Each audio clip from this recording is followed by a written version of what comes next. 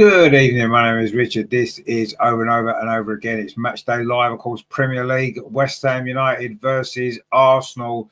This was the first ever away game I went to back in 1981. Very, very different place football is now.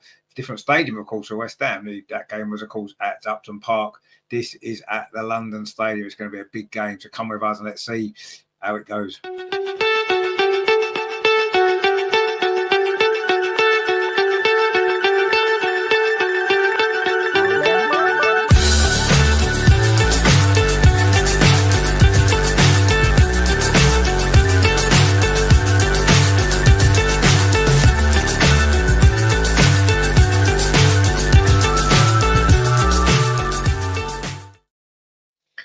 So West Ham versus Arsenal, of course, last season, this game was a 6-0 win, wasn't it, for Arsenal? I'm not expecting anything like that this time. West Ham had a good result, of course, away at Newcastle on Monday. We, of course, were very impressive in Sporting Lisbon in the Champions League on Tuesday. West Ham have had an extra day's rest, less travelling, I suppose, but this is a great game. So let's have a look at the team lineups then, shall we?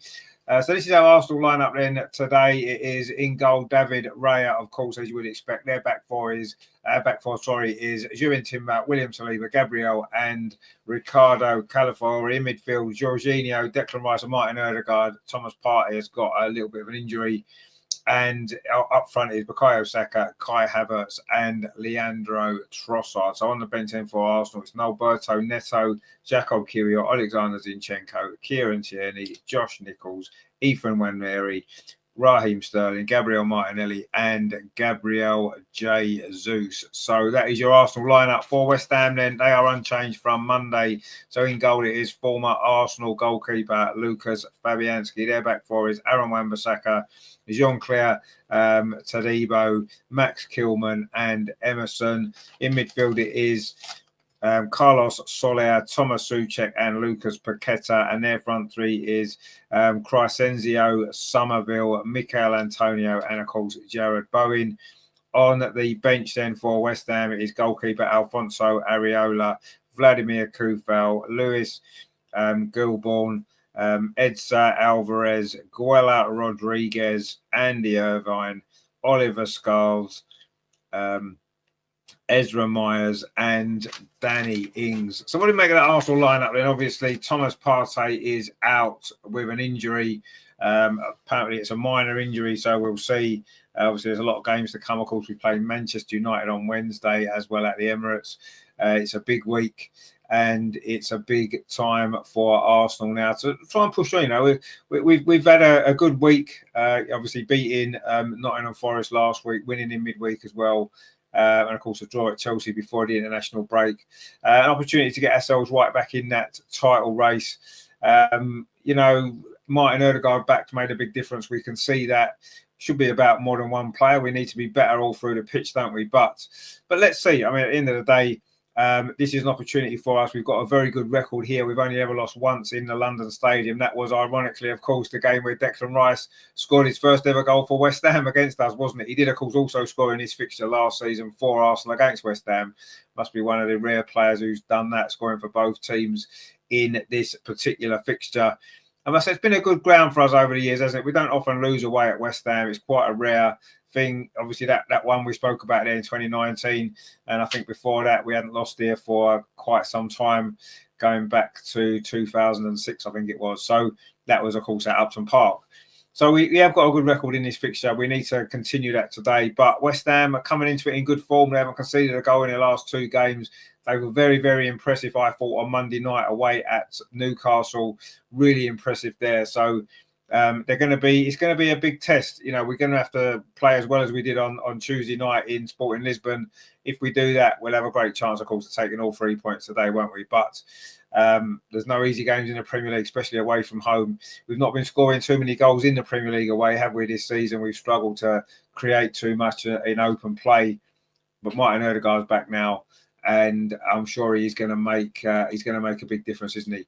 Nathan's with us. How do you, my friend? He says, "Hi, Rich. Hope you're well.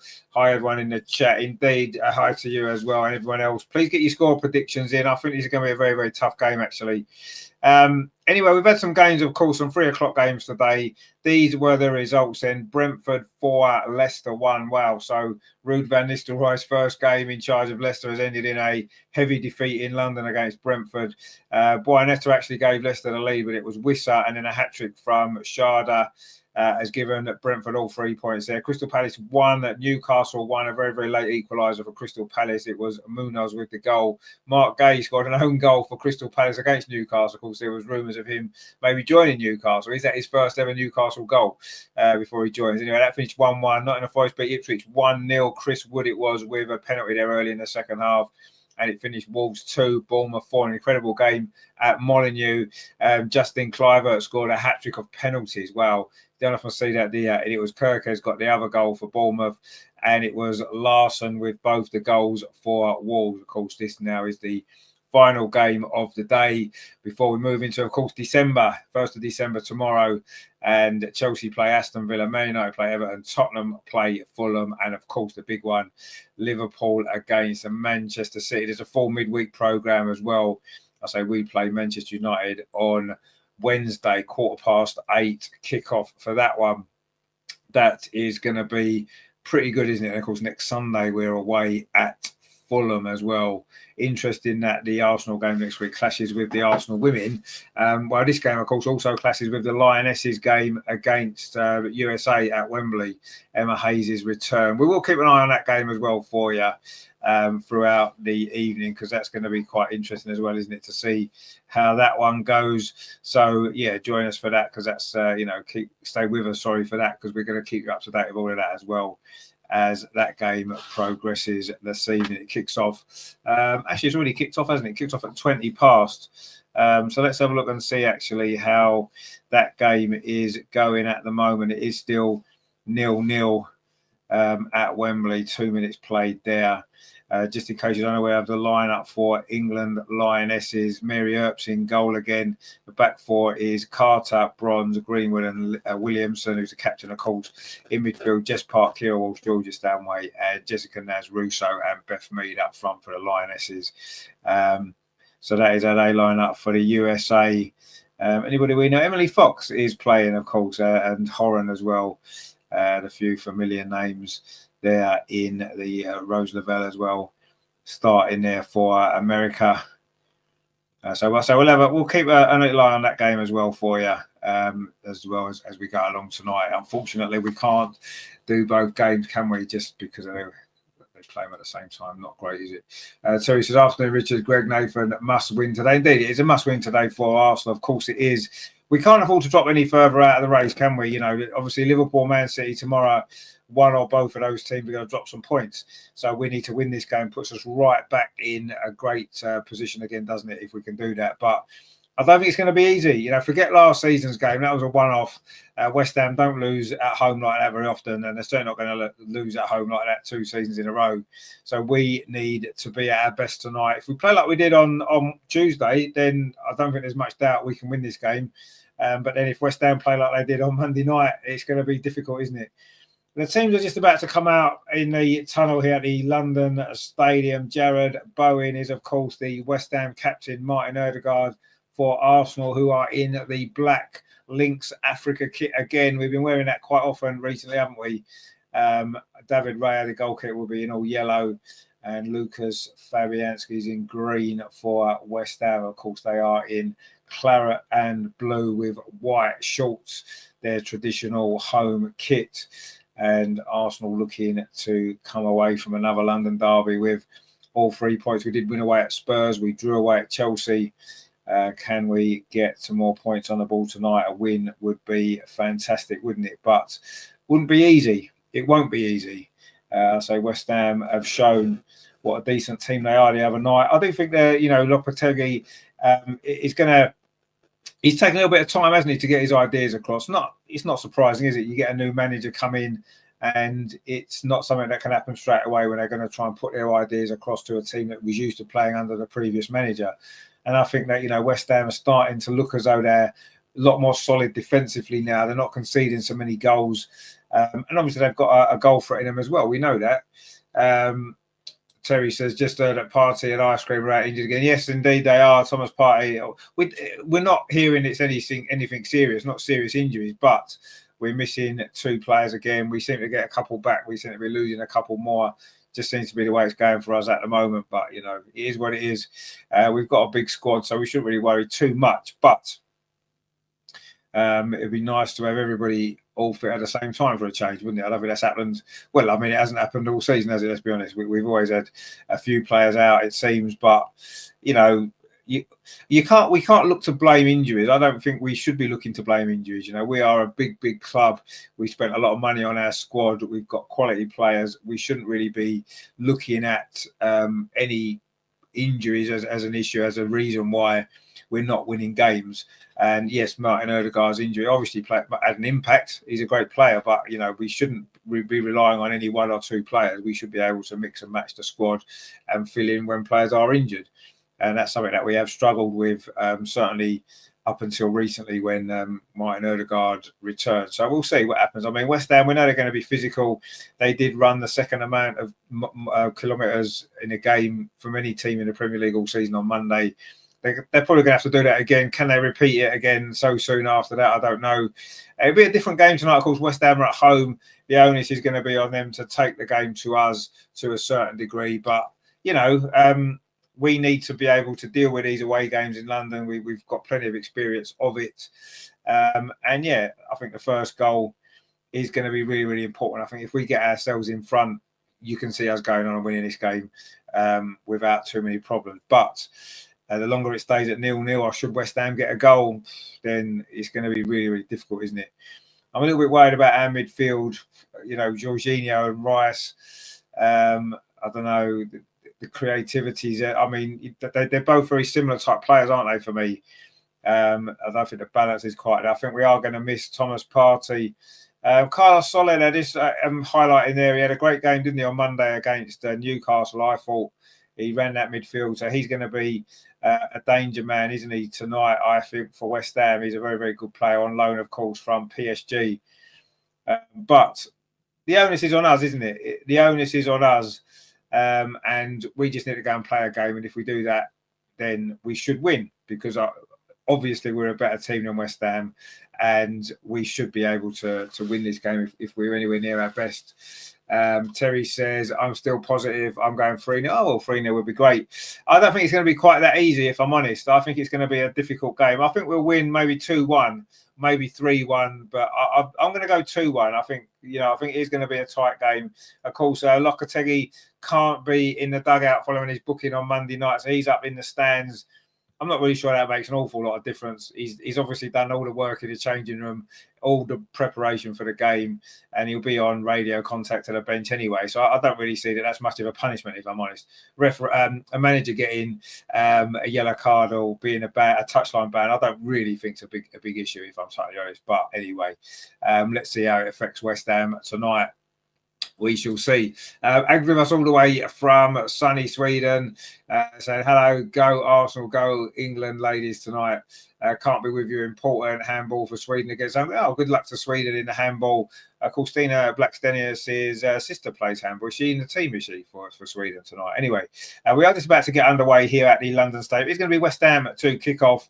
They will be attacking the goal to our right, which is the end where the Arsenal fans are. We are off and underway. The ball's all the way back to Lucas Fabianski, and he goes long into the Arsenal half, and Ricardo Calafiori wins the header. It's going to be a throw to West Ham. There's Bubbles. There is Bubbles, and there you go at the West Ham Stadium, of course, the famous Bubbles, which is what it's all about, isn't it?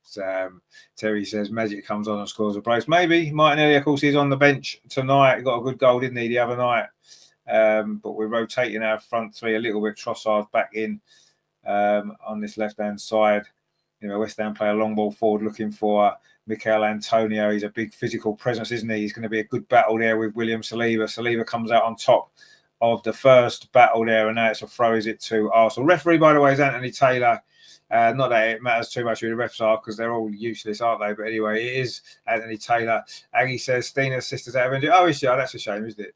That is a shame. Anyway, good luck to Sweden. Mark C says, come on, you Gunners. Indeed, come on, you Gunners. It's a tough game, a big game. Always loved playing against West Ham. I grew up, West Ham are my local team where I grew up. So went to school with lots of West Ham fans. I used to go to Upton Park a bit when Arsenal wasn't playing. When I was growing up with friends from school. My sister was a West Ham fan as well. So this is the weekend of the anniversary of her death as well. So I suppose in a way it's quite good that Arsenal and West Ham are playing each other because the two teams that we grew up supporting. So anyway, it is a throw on this near side to Arsenal. Declan Rice made 245 appearances for West Ham. There's a lot of players, isn't there, that's played for both Arsenal and West Ham. I know we've had questions about that before. There's so many. Obviously, Lucas Fabianski in goal for West Ham tonight is another player who played for both clubs. Anyway, Jared Bowen have a little bit of space on this near side for West Ham. Cuts in field. Calafiore gets the touch. It's going to be a corner. Oh, in fact, it's a goal kick. Must have come back off Jared Bowen. Rajandra's with us. How are you, my friend? He says, hit the likes for goals indeed. And that was the first real opportunity there for West Ham. Jared Bowen looking to threat down this right-hand side for West Ham. But Calafiore dealt with that pretty well. And now it's a goal kick to Arsenal. Gabriel takes it short. Grat says, yeah, hi there. Forgot my headphones at home. Thought I had them in my pocket. No sound on the stream. I'll catch up at half time. Okay, my friend. Good to see you anyway.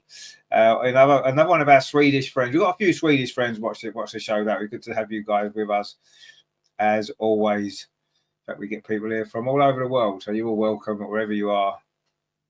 And Arsenal in possession with William Saliba midway inside the Arsenal half. Roland says there, Rich, I thought you were women's soccer first and Arsenal second. Yeah, if it had been Arsenal women, I would have had the Arsenal women on.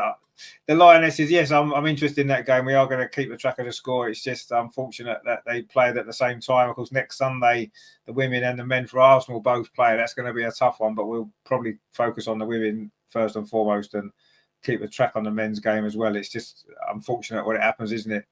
If it had been the Arsenal women, we would be having the Arsenal women game as the main game. But anyway, Arsenal are looking to come forward over on that right hand side. Grat says, I predict 0-1-4 in favour of Arsenal. Well, okay, my friend, that's a very bold, optimistic prediction, which is good. I know we played well the other night. This is going to be a totally different game, and it's already been a totally different game. You can tell the way West Ham are setting themselves up here.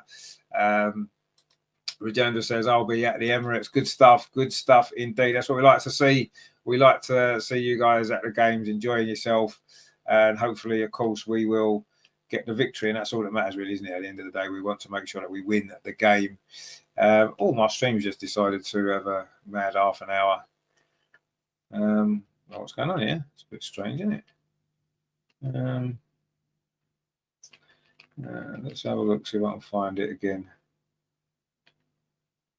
Oh, here we go. Anyway, Saka now over on that far side. Plays the ball forward, looking for the run in there of Martin Ødegaard, the captain. Couldn't quite get there. And it's rolled through into the arms of Lucas Fabianski, of course, former Arsenal goalkeeper. I say there is a lot of players that's played for both these two clubs over the years. Some famous names as well. Of course, Ian Wright, Freddie Ljungberg as two examples. Marian Shamak as well is another one who played for West Ham as well. They seem to get a lot of our players when we got rid of them, didn't they? There was a time when they seemed to get a lot of our ex-players. Anyway, Arsenal going forward now. Timber over on that far side. Playing right back, of course, in the absence of Ben White.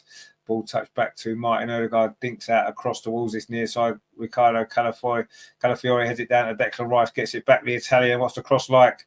Well, it wouldn't have been a bad cross, but it's been blocked by Aaron Wan-Bissaka. Of course, scored his first West Ham goal on Monday, didn't he? Mark C says, Jack Wilshere, indeed. Yeah, Jack Wilshere was another one. There's been lots, hasn't there? A lot of players ended their football careers at West Ham, having played for Arsenal for a long time. John Radford back in the 70s as well was another one.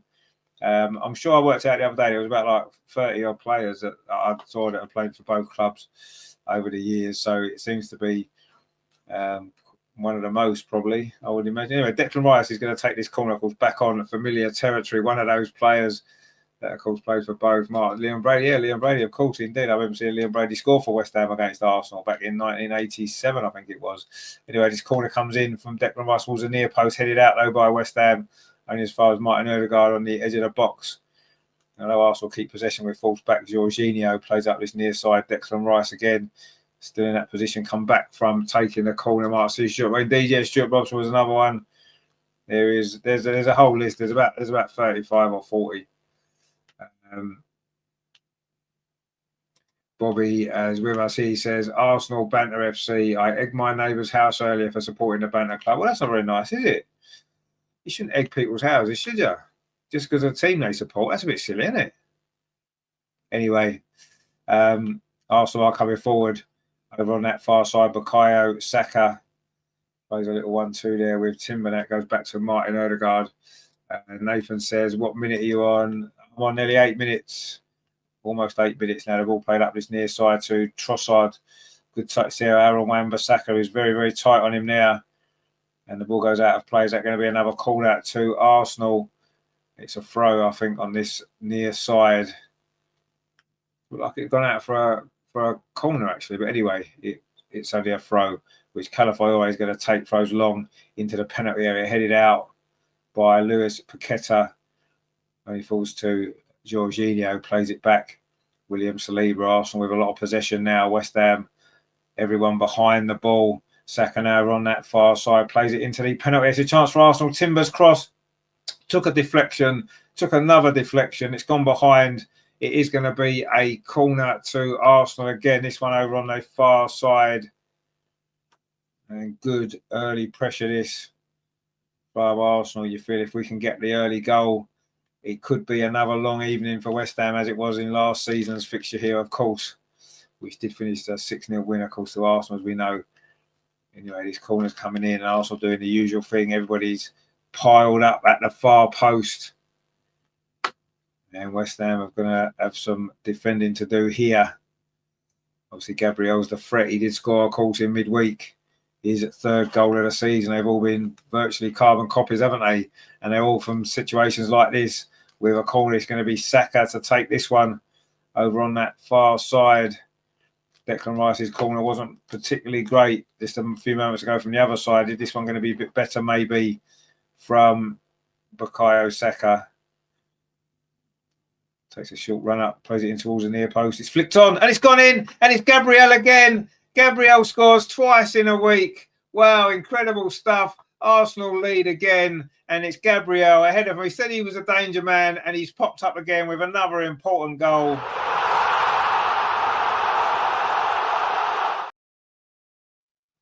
So it is, of course.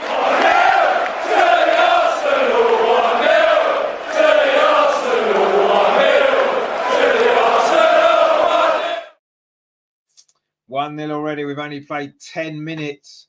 And what a start it's been from Arsenal. We had a lot of the early pressure, and it's paid off there. It was Saka's corner. Gabriel managed to sneak in at the near post, got a flick on into that bottom corner. That's a very clever set-piece goal. Great run by Gabriel across the 6-yard line. No one was marking him. Really poor defending from West Ham. And Gabriel's movement and a little bit of pushing and shoving in front of him created the space. And he's just headed it into the corner. Simple goal, an easy goal. And Arsenal lead. And once again, that's his 4th goal of the season. They've all been exactly the same goal on repeat. Gratz's there, and there is our first of the evening. Indeed, the first of the evening. Hopefully a first of a few. But anyway, West Ham looking to respond now with Antonio on this near side. Mikel Antonio has gone off him though for a throw to Arsenal. That's the perfect start, isn't it? Flip to that flop says that's what we like to see. Indeed, we do. Gabriel, such a threat from those situations. He hadn't scored for a while, actually, had he, until midweek. And now he's got 2 in a week. So that's how it goes sometimes. His first 2 goals of the season came pretty close together, didn't they, as well? When he scored, of course, against Tottenham. And who else did he score against earlier on? I can't remember that. But anyway, I think that was in consecutive games as well. Terry says, I can't believe teams haven't worked that out yet. Well, no, exactly. Anyway, Liverpool. I'll say Liverpool. They're top of the league, of course. West Ham coming forward there. Bowen's cross. West Ham are still in possession, actually, in midfield. But Arsenal pick the ball up now with Bukayo Saka looking to get clear down that far side, but that's a good tackle on him there by Emerson, the Italian left back.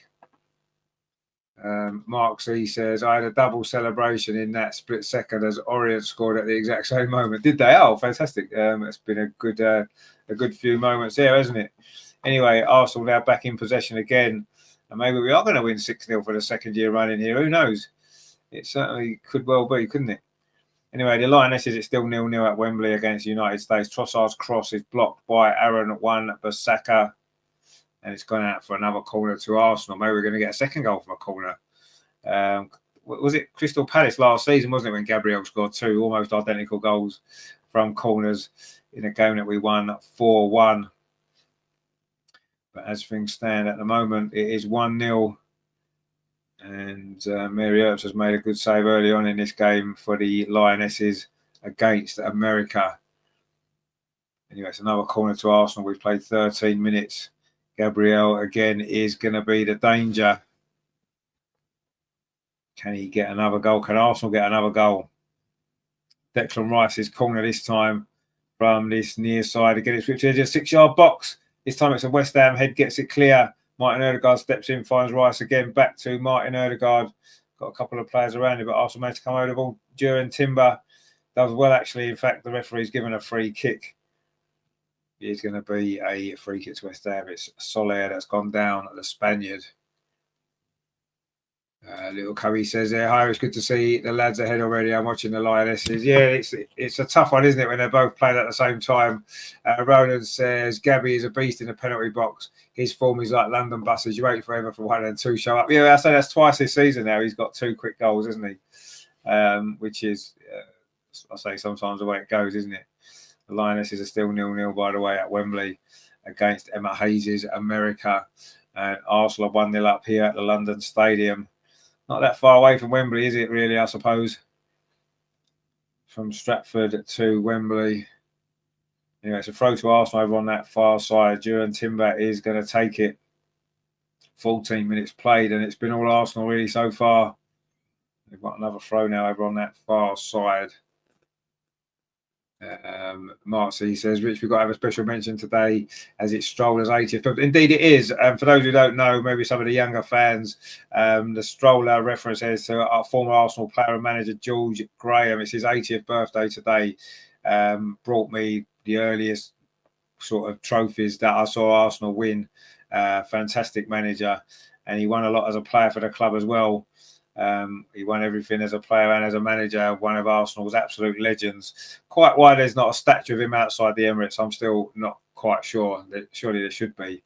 I know he left under a bit of a cloud later on, but yeah, probably my favourite Arsenal manager. I know obviously Arsene Wenger will be out there as well, but just because it was the first, my first experiences of watching Arsenal actually win stuff. I never thought I'd ever see Arsenal win anything when I was younger. We didn't look like we ever would. And then suddenly George turned up and suddenly we're winning cups and league titles and in Europe and everything. Fantastic.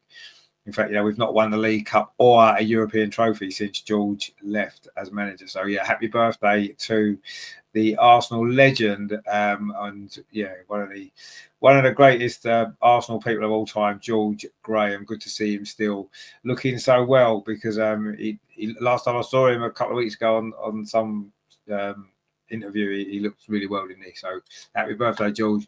El Loco says, hi, Rich, just joined. Big Gabby strikes again. Indeed, he does. George Graham would have liked that goal, wouldn't he? He definitely would have liked that goal.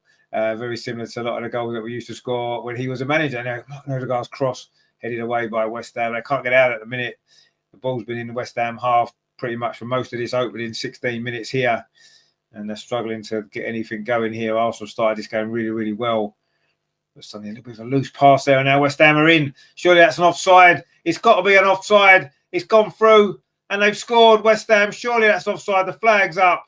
It won't count. It looked offside. It was Crescencio Somerville. It was a good finish, actually, to be fair to him. The Dutch winger there. Obviously, it's going to go to VAR. He did look offside, we've got to say. It was just yeah, he is offside. He is offside, but he took it well, didn't he? Dinked it over David Raya. but it was offside for Somerville, and Trossard's gone down with what looks like a back injury as well while all that was going on. Terry says, happy birthday, Gigi. He'll love a 1-0 to the Arsenal, didn't he, old Joe? You have to say. Mark C says, 81 to 86 were tough years to be a fan, but as soon as Gigi came in, our fortunes turned. Absolutely, yeah. I mean, 81 was, well, 81, 82, sorry, my first season watching the games. And it was a tough time, you're right. We never really looked like doing anything, did we? We had moments, and I loved it, to be honest with you. But yeah, we were never going to win anything. Obviously, George turned up when I said, and you're right, changed everything, and he changed it quite quickly, didn't he? 87, and that was a great time, wasn't it?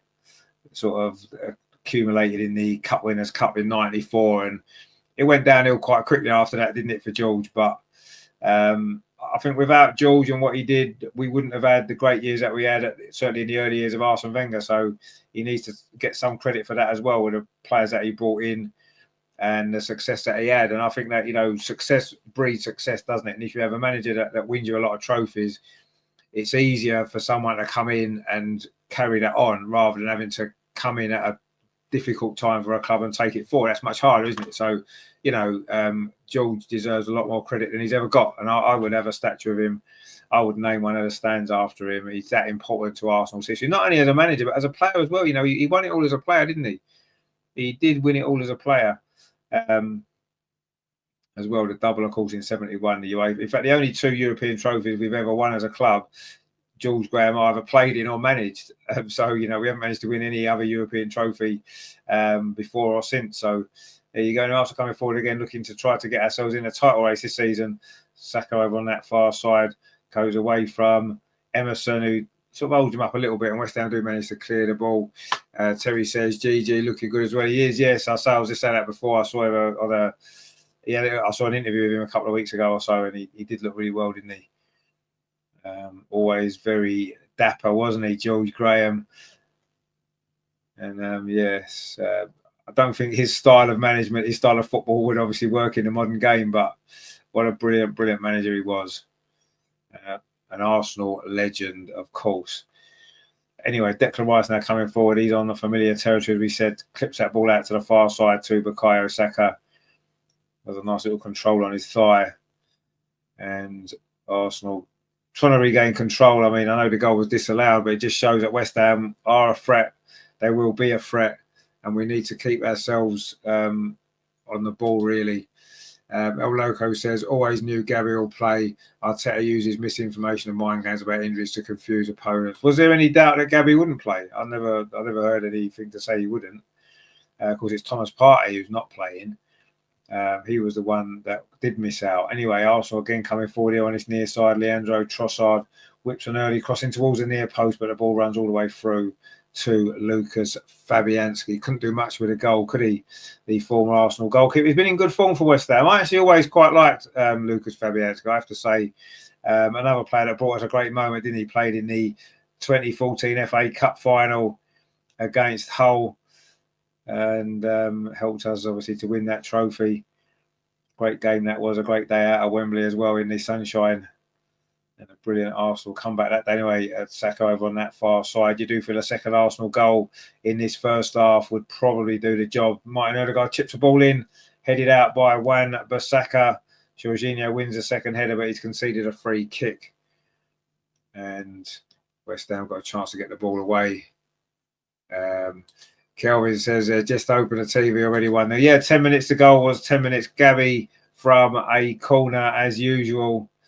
Big Gabby Marguerite, of course, with the goal, his fourth for the season. And I'm sure he is the highest scoring defender in the Premier League since he joined Arsenal, of course, just over 4 years ago. And West Ham now with Antonio trying to bulldoze his way through. He isn't able to. And Saliba gets the ball back to David Rayo over on that far goal. Way to our right-hand side. He goes long, too long. Well, that's not a very good header actually there by Thomas Souček. Scored, of course, at Newcastle the other night. Martin Odegaard now on the edge of the penalty, plays out to Saka, a bit of space. Can he get the finish? Oh, it's just wide. Saka there. normally so dangerous from those positions, isn't he? Bukayo Saka. And that just gone wide. In fact, it may well have got a deflection. I think it is going to be a corner to Arsenal. But a poor header from Thomas Souček started that Arsenal attack.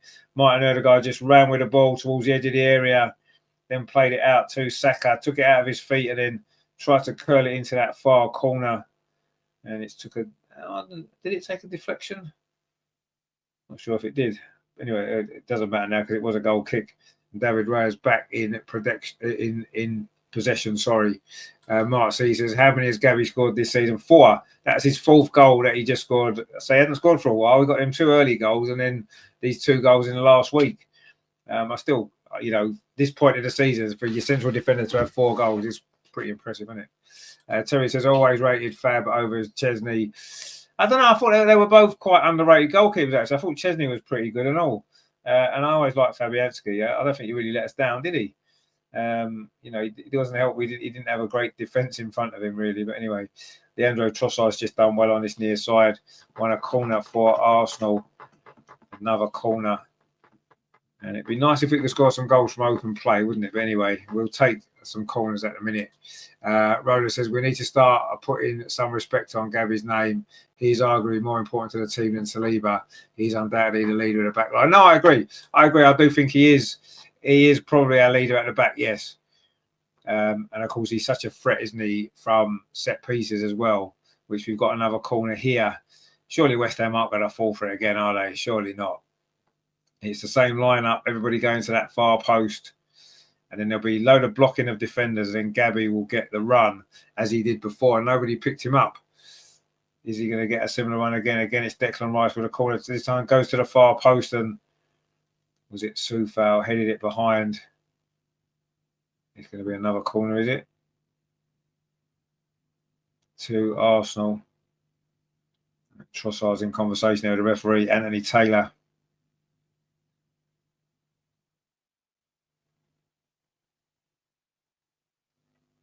And thought he was fouled there by Soler, but I'm not sure if it was. Anyway, it's going to be another corner, so we don't have to worry too much about that. West Ham got some more defending to do. It was, of course, the corner over that side, over on the far side from Saka that did lead to that goal. After just 10 minutes, we played 24.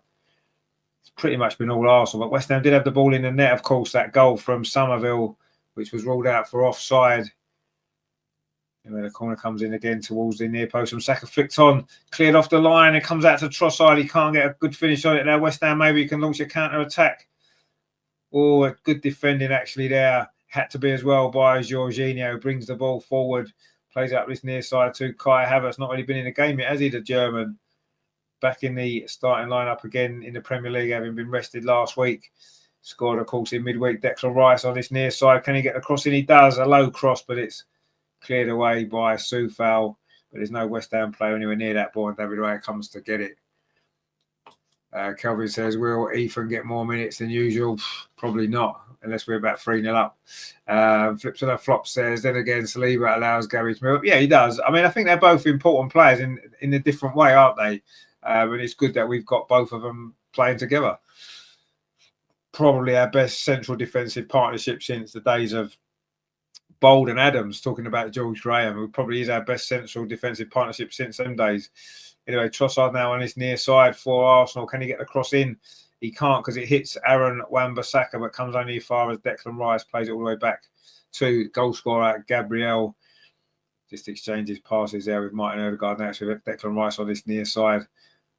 Ødegaard drops deep to pick the ball up. And he has to stop and go back to Declan Rice again. And now it's with Jorginho. Anyway, the ball's out over on that far side. Bukayo Saka. He's going to have another run at Emerson. Plays it into Martin Ødegaard. Dinks the ball over the top to Saka again. It's going to be 2-0. Trossard taps it in. I don't think there's an offside. And Arsenal have just ripped through the West Ham defence there like a hot knife through butter. Martin Ødegaard and Saka again at the heart of it all. And the tapping there belongs to Leandro Trossard, another player who scored in midweek, of course.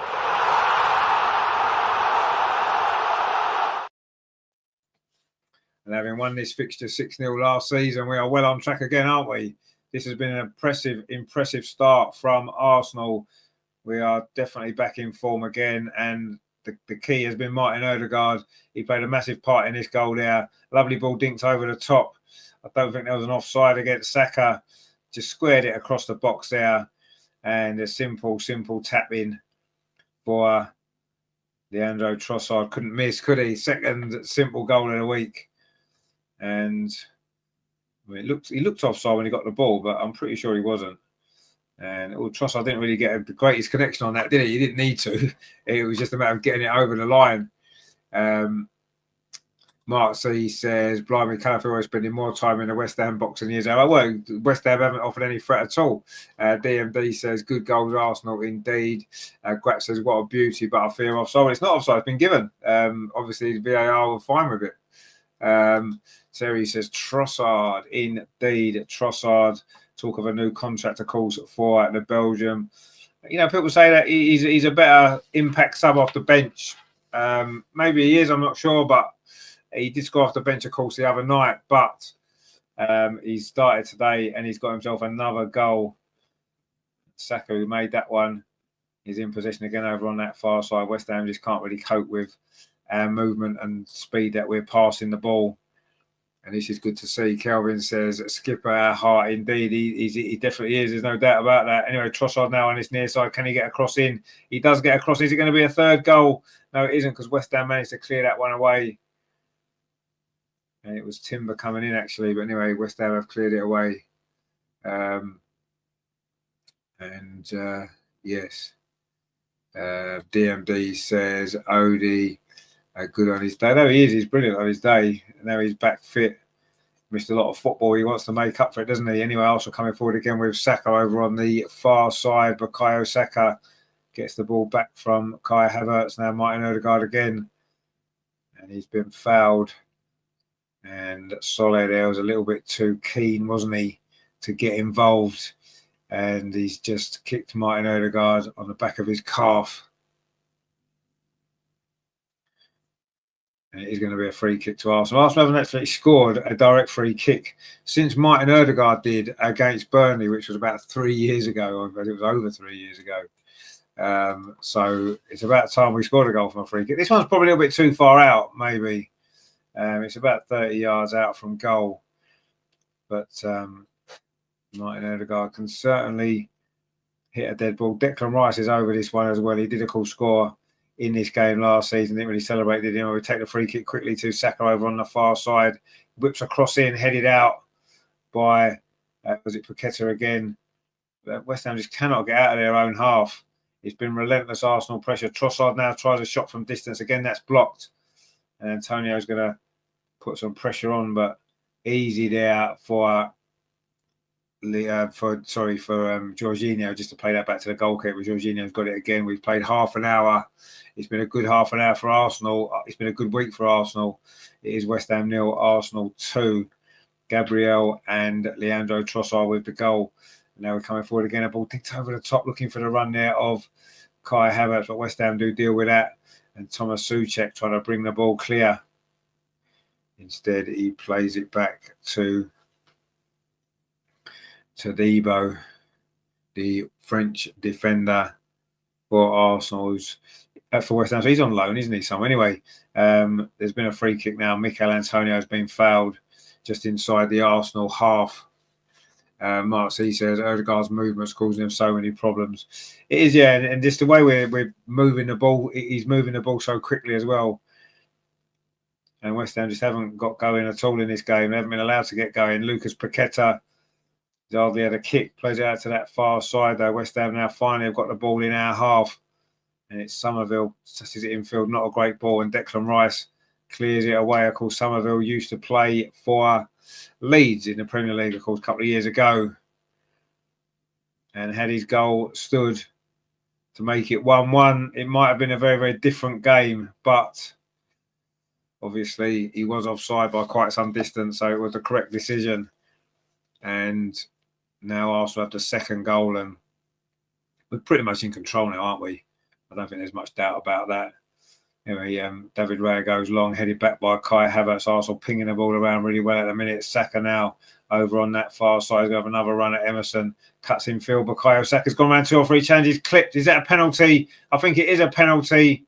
And Arsenal got a chance to get a third goal here. We've only played 31 minutes. And Saka has created this one himself with a jinking run into the penalty area. And I think it's Lucas Paqueta who has brought him down. And, of course, Saka is the penalty taker.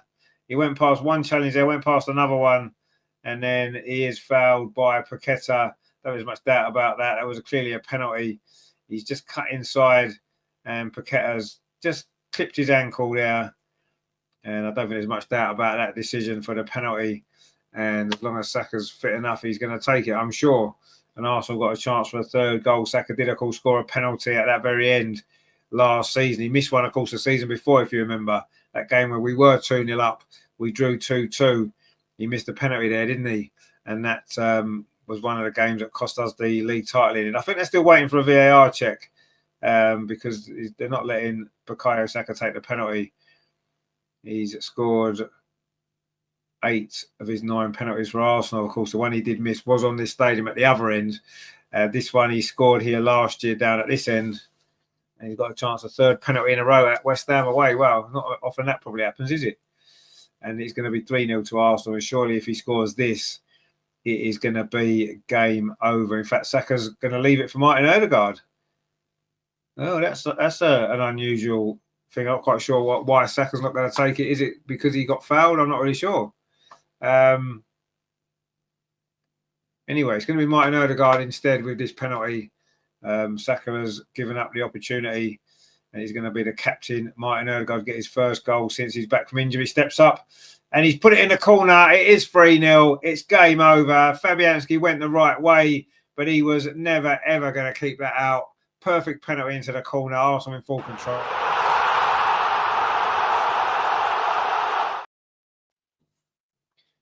And it is 3-0. And surely there's only one result here today now. It is going to be another Arsenal victory. Mark C says, why is VAR taking that long? Well, I don't know. But a great penalty. Fabianski did go the right way. And he's got a record for saving penalties, actually, hasn't he? But he couldn't save that one. I just rolled it into the corner. And it is 3-0 to Arsenal. Terry said 3-0. Indeed, it is 3-0. Kelvin said, yes, skipper on the spot. Indeed, it is. Grat says, is it time for a third? Unfortunately, I think he's going to miss. Well, you got it wrong again, my friend. He didn't miss. He stuck it in. It is 3-0. Last season, 6-0. This season, 7-0, says Kel. Well, maybe, yeah. We're certainly on track for it, aren't we? I'm sure weren't we 4-0 up at half-time last season? Grat says, yes, I withdraw my pessimistic comment as soon as he handed the ball over to Odegaard. Indeed, Odegaard with the penalty. I say that's his first goal since he's back from injury.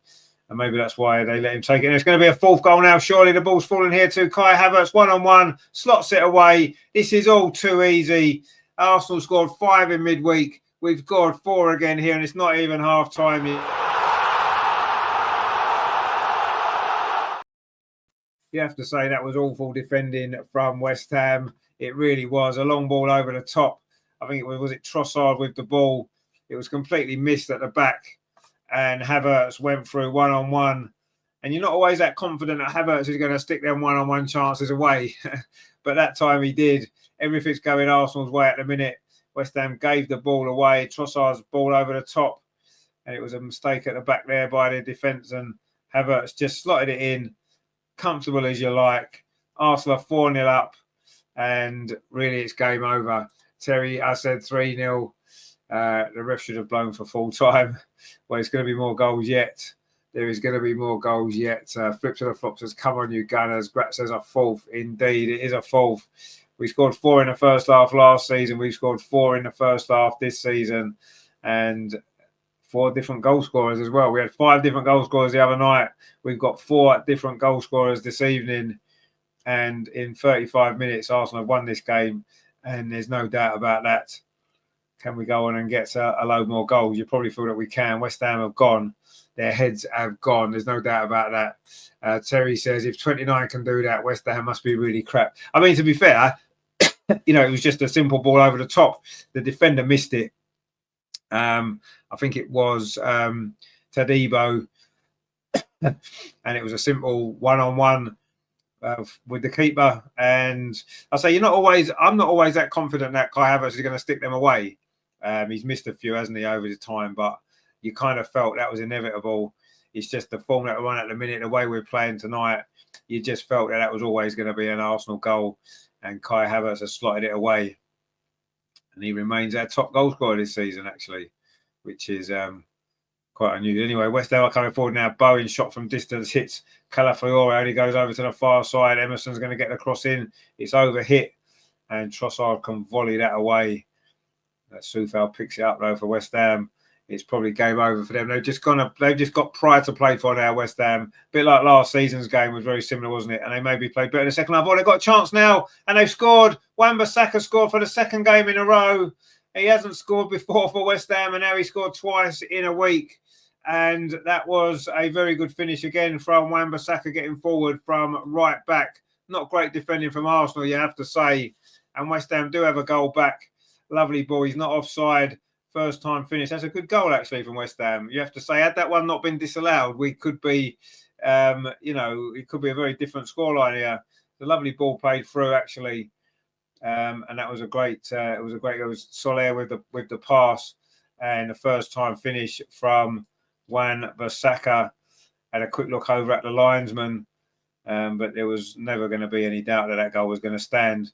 And suddenly West Ham coming forward again, and they've maybe got a bit between their teeth. A shot comes in, it's blocked. Wow, that would have been incredible if West Ham had got a second goal that quickly.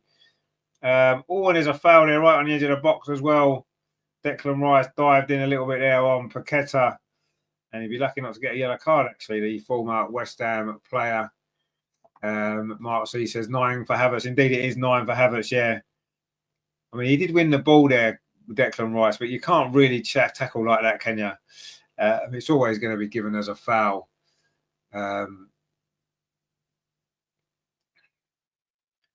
it's a free kick on the edge of the penalty area now to West Ham, which they've got a couple of decent free kick takers, actually, haven't they? And should West Ham get a second goal here, it's going to put a completely different complexion on this, isn't it? Anyway, let's see. It's going to be Emerson, actually, the Italian, who looks like he fancies this with his left foot. It's just like to the right-hand side of the goal. Soler's over it as well. And are we going to see a second West Ham goal here? This would be quite incredible, wouldn't it? The game looked over 2 minutes ago, and now suddenly it could be game on again. It's a free kick, say it's about, 25 yards out. It's definitely within shooting range. Is it going to be Emerson? Is it going to be Soler? It is going to be Emerson with his left foot. Oh, my word, he scored. Incredible stuff. It's now 4-2. What a first half this has been. And suddenly, from Arsenal being in complete control, anything can happen. Absolutely anything can happen. That is a great free kick, it has to be said, from Emerson, the Italian. And suddenly, wow, it's gone from 4-0 to 4-2 in literally 2 minutes. That's a great free kick over the wall. There's no saving that. Right in the top corner. That is as good a free kick as you're going to see anywhere. Right over the top of the wall, it dipped down. Obviously it's a good position, isn't it? That far out, you've got a chance to get it up and over, and that is a very, very good free kick, you have to say. And West Ham actually have scored 2 really good goals, just as it looked as though Arsenal were cruising to 3 points. I mean, we are still 4-2 up, and we have only played 40 minutes, by the way. It seems incredible, doesn't it? Mark C says he'll never hit a free kick that good ever again. Well, I don't know. I've seen him hit a few before. He's got a decent left foot on him. It was a great free kick. There's absolutely no doubt about that. And suddenly West Ham now have really got the bit between their teeth. And Arsenal now have got to try and see this out till half time without conceding another one. Really incredible stuff here. And Arsenal have won a free kick over on that far side. And Emerson and Saka there getting involved. And Saka didn't need to. He's just pushed away. There's going to be a yellow card for probably Bukayo Saka here. Indeed, there is. Didn't need to get involved, did he? There's also a yellow card for Emerson. And that was a bit unnecessary, that, from Bukayo Saka. Didn't need to get involved in that, did he? Didn't need to get involved. Now he's picked himself up a yellow card. And he's going to have to be a little bit more careful, isn't he, for the rest of this game. I don't know whether it was a free kick to Arsenal there. There's no issue there. and Saka just got involved, pushed him in the back, and then pushed him again. In fact, Saka's quite lucky there. I don't even know what Emerson's got a yellow card for, because I thought Saka was the aggressor there. He definitely deserved his yellow card. Not quite sure what Emerson got booked for. But anyway, it is going to be a free kick to Arsenal over on that far side. And that's Bukayo Saka's third yellow card of the season. Anyway, there you go. Grat says, yeah, looks like they're going to put a Newcastle away. No, don't be saying that, my friend. Of course, that famous game and Arsenal were 4-0 away at Newcastle and ended up drawing 4-4. We did, of course, if you remember, there was a game here at West Ham 3 years ago, I think it was, when we were 3-0 up at half time and it ended up 3-3, didn't it? Or were we 3-0 down and came back to 3? I can't remember. It was 3. One team was 3-0 down and ended up 3-0, didn't it? I can't remember if it was us that was 3-0 down or if it was West Ham that was 3-0 down. I think we were 3-0 up, wasn't we? And we threw it away. Anyway, let's not think about stuff like that because it's not good, is it? Mark says Emerson tries to stamp on Tim, but I did. Is that what Saka got involved for? Okay, I didn't really see that. Anyway, the free kick goes long from David Raya, headed out, and it's played on forward by West Ham, but Gabriel steps in. It's gone behind for a throw to West Ham over on that far side. Matty says it's always okay for other players to kick and punch our players, but when we lay a finger on anyone, we get carded. Well, I thought that was a yellow card, to be fair. I don't think you could be doing that, and Bukayo Saka shouldn't really have got involved in that. Anyway, he has got a yellow card. West Ham trying to come forward over on that far side with Somerville, and now Arsenal won another free kick over on that far side. It was a free kick for a foul by Soler. Terry says, Star boy getting brave. Indeed he was. But he's picked up a yellow card. We're into the last minute and a half of this first half, which has flown by, mainly because it's just been fun. It's been quite a lot of fun, hasn't it? I mean, Arsenal were brilliant for 35 minutes. Got 4-0 up. And did we maybe mentally switch off thinking the job was done? Because let's face it, when you're 4-0 away from home, you assume the game is done. But credit to West Ham, they could have just completely lost their heads. It looked as though they'd gone, but they got that goal back, didn't they, with Wan-Bissaka and then the free kick from Emerson. And suddenly is it game on? Would you say it's game on or not? Anyway, Arsenal got a player down. So Souček headed out as Kai Havertz, who got Arsenal's fourth goal. That's gone down. And it's going to be, I don't know if it's a free kick. It was just a tussle there with Soufal, the big Czech player. LG says California needs to concentrate. Lottie settings. Yeah, he might be right, actually. That's a good comparison. Anyway, it's a throw to West Ham, to Arsenal. So we've given it back to West Ham because it was kicked out there due to the injury. Anyway, it's Fabianski now into the last 30 seconds of this first half, which has been quite a remarkable first half. One of the best first halves of the season in the Premier League, I would imagine. I've not watched every game, obviously, but it's certainly one of the best first halves I've seen in terms of excitement. And suddenly the game's flipped on its head almost. It's incredible, really, isn't it? And suddenly Arsenal, from looking in complete control. Oh, David Raya almost gave Bowen a chance to pinch the ball off him there. Arsenal just got really, really sloppy since the fourth goal. We're into stoppage time. There's going to be 5 minutes of stoppage time. And Arsenal need to buck their ideas up again. Marcy says, boring Arsenal. George Graham won't like this game, will he? If you're watching, George, on your birthday, I know you're going to be happy Arsenal winning, but it's not the sort of game you would have enjoyed, is it? You know, you wouldn't have liked Arsenal to have conceded them 2 daft goals. And there's a free kick there. Somerville just fouled Timber. And Somerville has got himself a yellow card as well. Crescenzio is quite a good name, isn't he? He's probably got one of the best names in the Premier League, hasn't he? Crescenzio. There's not too many better names than that. And he's got himself a yellow card. As long as the referee didn't try to spell it in his book, he'll be all right, won't he? He'll run out of space, I would imagine. Anyway, it's a free kick to Arsenal. Can we get another goal? We've played a minute out of 5 of stoppage time. And Arsenal got another chance here to get the ball back into the box. We need to just get our control back of the game, which we've lost. Declan Rice's free kick. It's a good one. Headed behind, though, by Soufal. No, sorry, it wasn't by Soufal. It was by Kilman. Maximilian Kilman. New signing this season for West Ham, of course, from Wolves.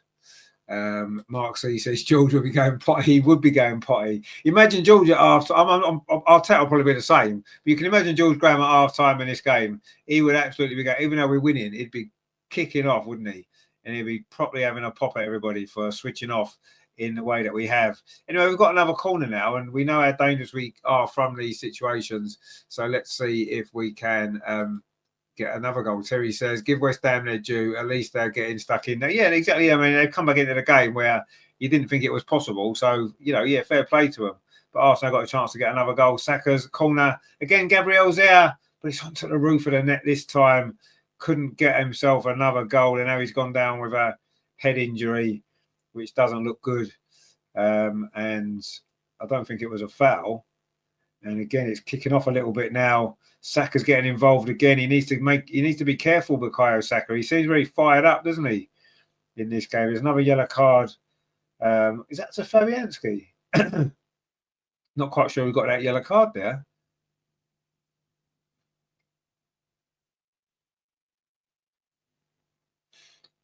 Well, Fabianski's got to punch the ball, and he seemed to. Did he punch Gabriel in the head?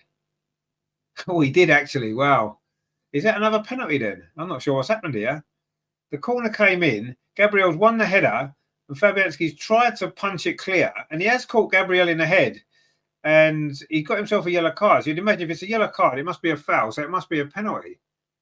This girl says another penalty. I think it must be. It must be another penalty.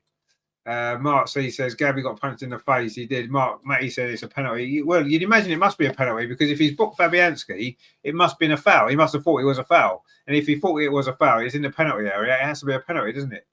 Anyway, Gabriel getting back to his feet again. I'm not too sure exactly what's happened here.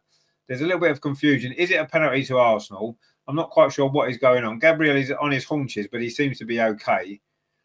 And I do think I think it might well be a penalty. Fabianski was given a yellow card.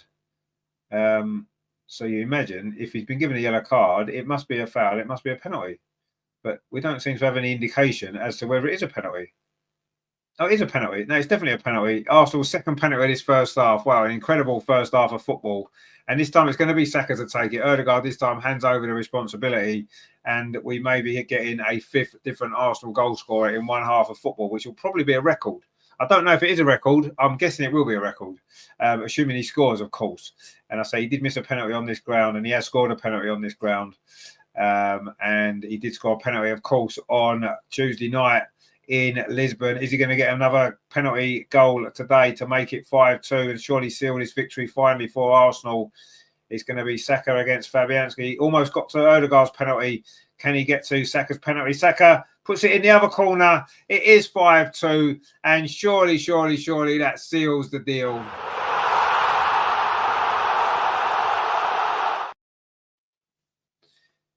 And Bukayo Saka scores his second penalty of the week. And Arsenal's second penalty of the day. And we have got 5 different goal scorers in one half. Wow. Danny says, come on, you Irons. I'm sorry, my friend. It's not been a very good first half for West Ham, has it? Far too open defensively. Oh, in fact, Fabianski got a hand to that, didn't he? Wow. He almost saved Martin Ødegaard's one, and he got even closer to that one. That was a great effort, actually, by the former Arsenal goalkeeper. As Kelvin says, let's get a dozen goals. I don't know about a dozen. We've got 5, and we might be getting half a dozen, as we did last year. Matty says we need 2 more goals before we lock it down. Well, the way we had that 10-minute spell just after we got the 4th goal, we probably need another 3 goals. But anyway, it is 5-2. That was going to probably be the final action of this first half.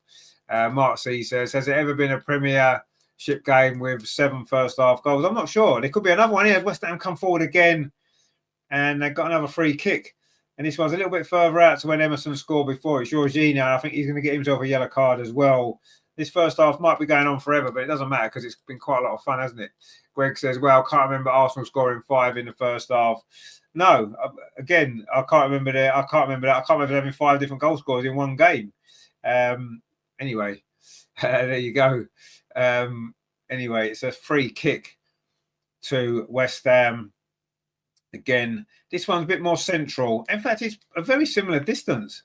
And, we said before, well, Mark said before, I bet Emerson can't hit another free kick that well. He's going to get a chance to maybe find out now, aren't we? Because he's probably going to take this one as well, isn't he? Matty says, this ref just blowing his whistle for everything. Well, he is. He's getting his yellow cards out of everything as well. It's been that sort of half, hasn't it? Nothing's happened, has it? I don't know what we're going to talk about at half time because it's just been so boring. Anyway, it's a free kick to West Ham. This probably will be the last action of the first half. And if this goes in, that would be quite an incredible. That would just be amazing, wouldn't it? 8 goals in the first half. Wow. This one is a bit further out to the last one, but there's no reason why he can't get this up and down as well. Maybe he's going to have another go. Emerson with the free kick. He has got it up and down. Oh, it wasn't far away either, was it? And did David Raya get a touch on that? Wow, that would have been quite amazing, wouldn't it, if he'd scored 2 free kicks? I mean, that was another decent one. I don't think David Raya did touch it. The referee's given a corner. I think it just hit the top of the crossbar, didn't it? Anyway, Danny says that free kick from West Ham was a banger. It was a banger indeed, and it almost another one. Anyway, it's a corner to West Ham. The first half's ending in quite chaotic scenes here at the London Stadium. And in fact, it goes a half-time whistle. Wow, it is half-time. It is that scoreline you're seeing there hasn't been made up. It's not false. It is West Ham 2, Arsenal 5. That was probably one of the most bonkers halves of football I think you will ever see. Just incredible. Arsenal were looking absolutely incredible for the first 35 minutes. It was 4-0. Gabriel got the first goal, a header from a corner after just 10 minutes. And then Arsenal were just quite brilliant. Ødegaard and Saka combined for Trossard to tap in the second. The third goal was a penalty. Saka was fouled and Ødegaard slotted it home. And then the fourth goal was a long ball over the top from Trossard, a mistake at the back. And Kai Havertz ran through to slot home. And at that point, you looked like Arsenal were just going to go on and win this game without even having to break any more sweat. But West Ham got themselves back into it almost straight away. It was a lovely ball from Carlos Soler, and Wan-Bissaka scored his second goal in a few days, slotted it in at the near post to make it 4-1. And then almost immediately a free kick from about 25 yards, and it was a left-back Emerson curled it up and over the wall and in to make it 4-2. And suddenly it was anybody's game at that point. Anything could have happened. But in the final moments of that first half, Lucas Fabianski came to punch a corner, completely missed it, punched Gabriel in the face. Another penalty to Arsenal. Saka scored this one, just squeezed it past Fabianski to make it 5-2. And then right at the very end there, another free kick from Emerson was just over the top of the crossbar. And wow, 7 goals. And as Rajendra rightly says there, 7 different goal scorers. Indeed, 7 different goal scorers in the game, which is amazing, really. Half the players on the pitch almost have scored. Matty says there, Mark says, I saw that too. I'm not happy either. We lost composure too easily. Yes. Mark, because Mark said before, Mikel doesn't look too happy as he goes down the tunnel. Yeah, but knowing that Mikel Arteta, he'll be unhappy with the referee. That's what I think he's unhappy with. Yes, he'll be unhappy with the sloppiness that we had for 5 minutes when we conceded the goals. But, with 3 goals ahead at half-time away at West Ham, you've got to be pretty happy with it, haven't you? I'm sure we would have all took that before the game started. So there we go. Great stuff. So we've got Real Jeffy says, Aaron. Who's Aaron? You mean Aaron Wan-Bissaka? Is that what you mean? I don't know. Anyway, Ollie says should have been West Ham 0 Arsenal 5. Well, it could have been, but we were a bit sloppy, weren't we? Roland says Kluivert's got a hat-trick for Bournemouth with penalties. Indeed, he did, yeah. At the half, we already got 2. It's a penalty weekend. Well, it seems to be, but it is the Premier League. Talking of that, actually, why don't we have a look at the England-USA score? It's 0-0 just into the second half there, I think it is. It's just into the second half at Wembley. It is still England Lionesses 0, USA 0. I think we made the right choice in game to watch, didn't we? After that first half, incredible. Danny says Irons has pressure. Well, not really anymore. Terry says I think the ref will score a hat trick in the second half. Yeah, I think he might do. Yeah, he might give another penalty, mightn't he? He definitely might give another penalty. He seems to love it, doesn't he, the ref at the minute? Anthony Taylor, of course it is. But that was quite mad, wasn't it? Anyway, Roy says there, now that's what I call the first half of Premier League football. Well, it looked more like a Sunday League game, didn't it, at times there? Especially that spell after we'd gone 4-0 up, when West Ham got those 2 goals and then we got a penalty, and it was all a little bit Sunday League, but no less exciting for that. And, I've been a big critic of the Premier League, modern football, negative tactics and this, that and the other. So when I see a game like this, I'm going to enjoy it because it's not often that you see stuff like this going on there. And it was great to watch. it flew by, and we're looking forward to the second half, aren't we? But there you go.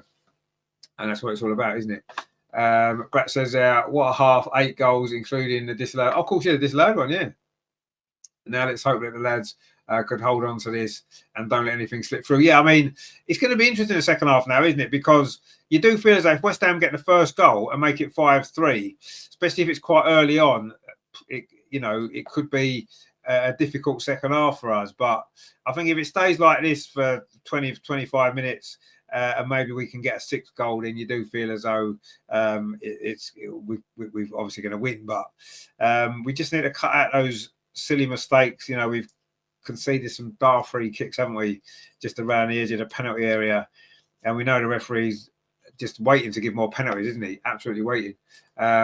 Real Jeffrey says Arsenal cooked West Ham. Well, yeah, we did for 35 minutes. We cooked them, but after that, it was a lot of different, wasn't it? I mean, the last 10 minutes of that first half, West Ham were 1-2-1, if you look at it that way. But the first 35 minutes was magnificent. Rajendra says, would that have been 8 different goal scorers? It would have been 8 different goal scorers. Had the goal that was disallowed by Somerville, Crescenzio Somerville, yeah, it would have been 8 different goal scorers. As it is, there's 7 different goal scorers. 5 goals in the first half for Arsenal. There's a question for you out there. You lot know your stuff. Have Arsenal ever scored 5 goals away from home in the first half of a game before in the Premier League? Have they? I don't know. I can't remember one. Even some of those big away wins last season, Burnley, West Ham, and Sheffield United. I think we scored 4 in the first half at Sheffield United, didn't we, when we beat them 6-0? Or was that 5-0 at half time? I can't remember now. Anyway, I'm sure that someone out there will know. That may well be the first time we scored 5 goals away from home in the first half of a Premier League game, or 5 goals in any half, maybe away from home in a Premier League game. Quite honestly, I don't know. But anyway, this game's not quite done and dusted quite yet, though, is it? Greg says, if there's not 10 goals in this game, it'll be disappointing. Well, it will now, won't it?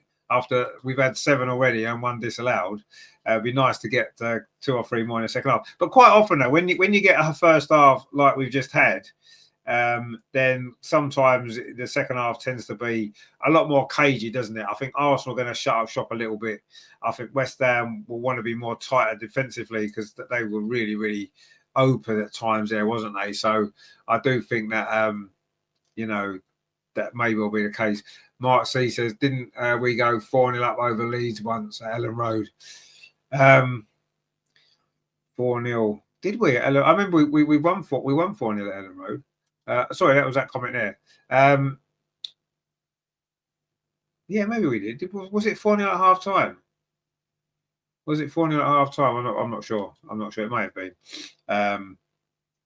They're showing the second penalty again when Gabriel was caught in the face there by Fabianski, who was just trying to see. I actually think there was one a few weeks ago, was there, in the Champions League? Was it the Inter Milan game where a similar thing happened? And I actually do feel a little bit sorry for the goalkeeper, because what the goalkeeper's doing now, he's just trying to come and punch the ball, isn't he? He's trying to come out and punch the ball, as a goalkeeper they're meant to do. You want them to do that, don't you?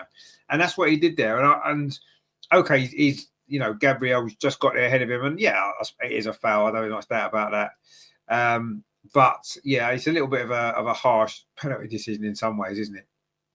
But anyway, it was given. We've scored it, and we're now in control, aren't we? Regina says more likes, more goals. Well, we've had a lot of goals already, but yeah, maybe we need to get some. What likes have we got? Actually, let's have a look. I don't know how many we've got.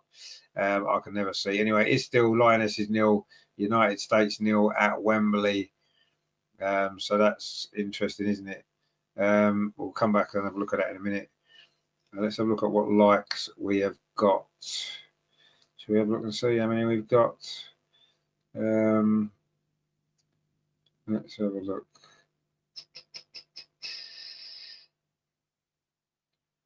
Not sure. Hang on 2 seconds.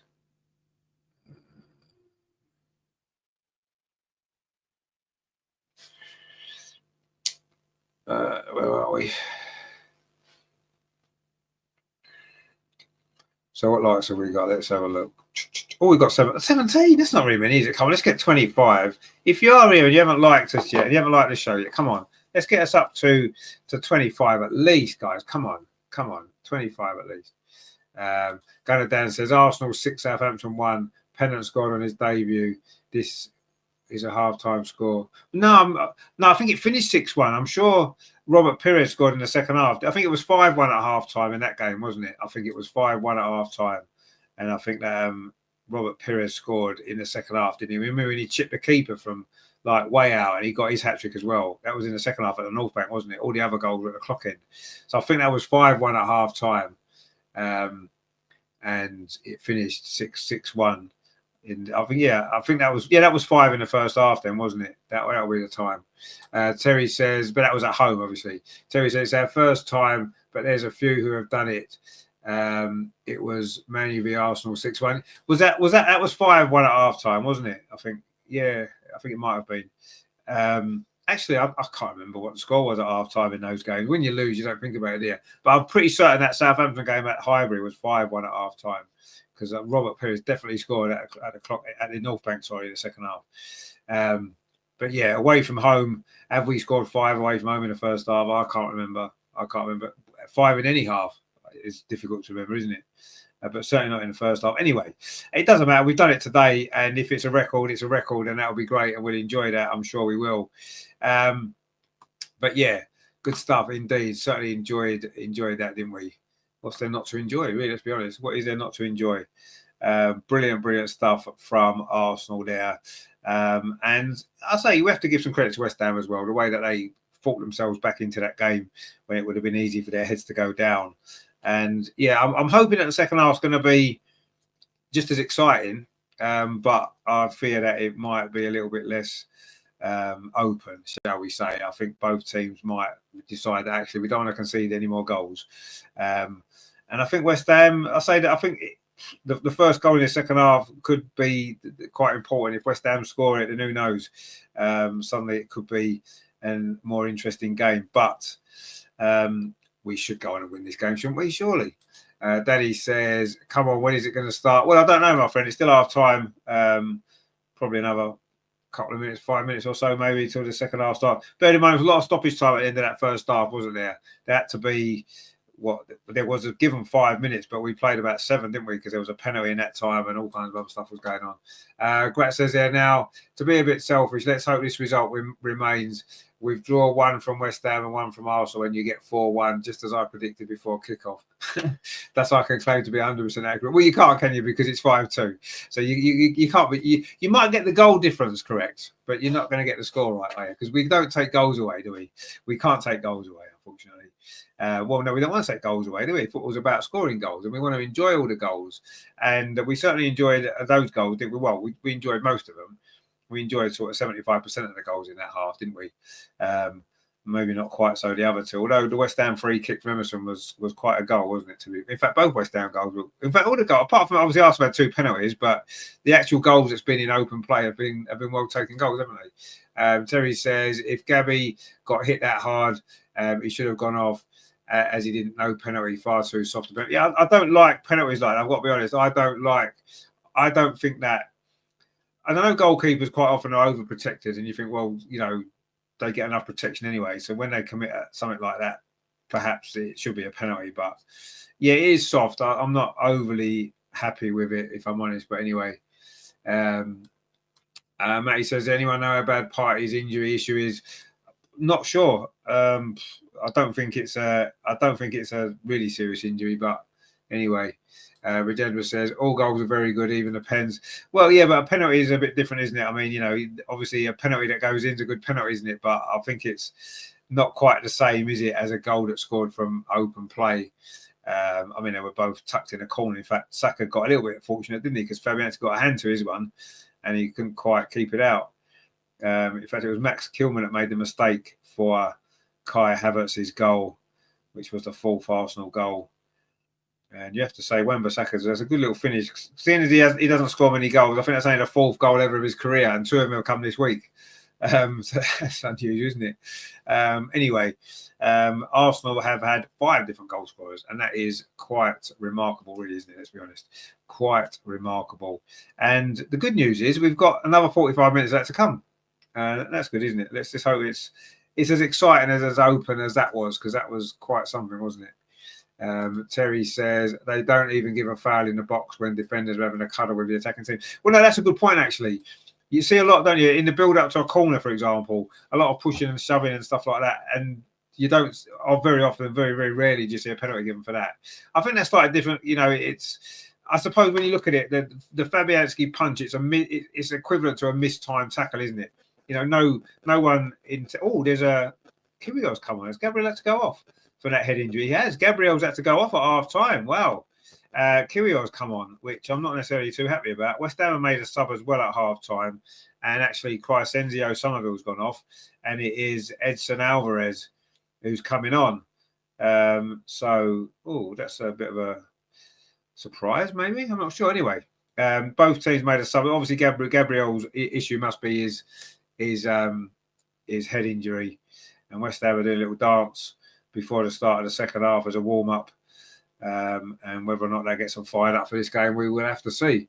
DJ says, well, that's sad for West Ham. It is sad for West Ham, yeah. We do feel a bit sorry for them, don't we? Not really. But it is sad for them. Grat says, yeah, one game up still, 6 points behind Liverpool. Porto plays Man City later on. So that's tomorrow. It's tomorrow Man City play Liverpool, which is going to be interesting. Anyway, Arsenal going to kick off the second half, attacking the goal to our right, which is the end where the Arsenal fans are. So they wouldn't have seen any of them goals because at this ground, you're miles away from anything. And yeah, they wouldn't have got a good view of any of them goals, would we, fans? But anyway, hopefully there'll be a few more to cheer in the second half. It is a throw to Arsenal on this near side. Juran Timber's going to take it. So yeah, just to clear that up for you, Jacob Kiwior is on at half time for Gabriel. And West Ham made a sub as well. Somerville's off. And Alvarez is on and also coming forward straight away. And Declan Rice, was he fouled? Referee says no. He gave every foul in the first half, didn't he? But not that one. Matty says, has Big Gabby gone off? He has, yeah. It must have been that. Was it that head injury, do you think, that probably saw him have to leave, which was right at the end of the first half, wasn't it? Anyway, the ball's now back with Lucas Fabianski. And then is that SpongeBob SquarePants? It looks a bit like him, doesn't it? I'm not sure what that is there. But anyway, good stuff. Gret says, okay, I see. Thanks. Now back to my pizza and coke. Well, pizza and coke's all right, isn't it, for a second half? That sounds good. That does sound good. EJ says, I think the goals are 5. Well, yeah, we've got 5, yeah. Terry says, too many women in football today. I remember when it was a contact sport. Yeah, but there's certain rules in place now, aren't they? There's certain rules in place now. Mark said, years ago, Arsenal played Aston Villa and won 6-1, and Liverpool won 6-1 as well. Arsenal actually won 6-2, and Liverpool won 5-0. But Ian Rush scored 5 for Liverpool, and Tony Woodcock scored 5 for Arsenal on the same day, which was quite unusual. Well, it's probably never happened again. But yeah, that was in 1983, which is actually on this week. I think it was no, it's in October, wasn't it? Sorry, it's the end of October. But yes, it was. I'm sure Liverpool won 5-0. And Ian Rush scored all 5, and then Tony Woodcock scored 5 of Arsenal 6, and that was 6-2. Yeah, that was. I think that was actually that. I'm sure that was 5-1 at half time in that game. So maybe that was the last time. That wasn't the Premier League, of course. That was the old First Division. I'm sure we scored 5 in the first half there. Actually, DJ says 5-2 to Arsenal. Indeed, it is 5-2. Indeed, Terry says, "Great. How can you eat and sniff coke at the same time?" Well, I'm sure people have managed it quite a few times. Anyway, also coming forward over on that far side, Trossard touches it back to Calafiore. Now it's with Declan Rice. Is he going to add to his goals that, of course, he scored here last season? Trossard's crossing, looking for Havertz, headed away at the near post by Todibo. And West Ham now in possession, but they've given the ball away again.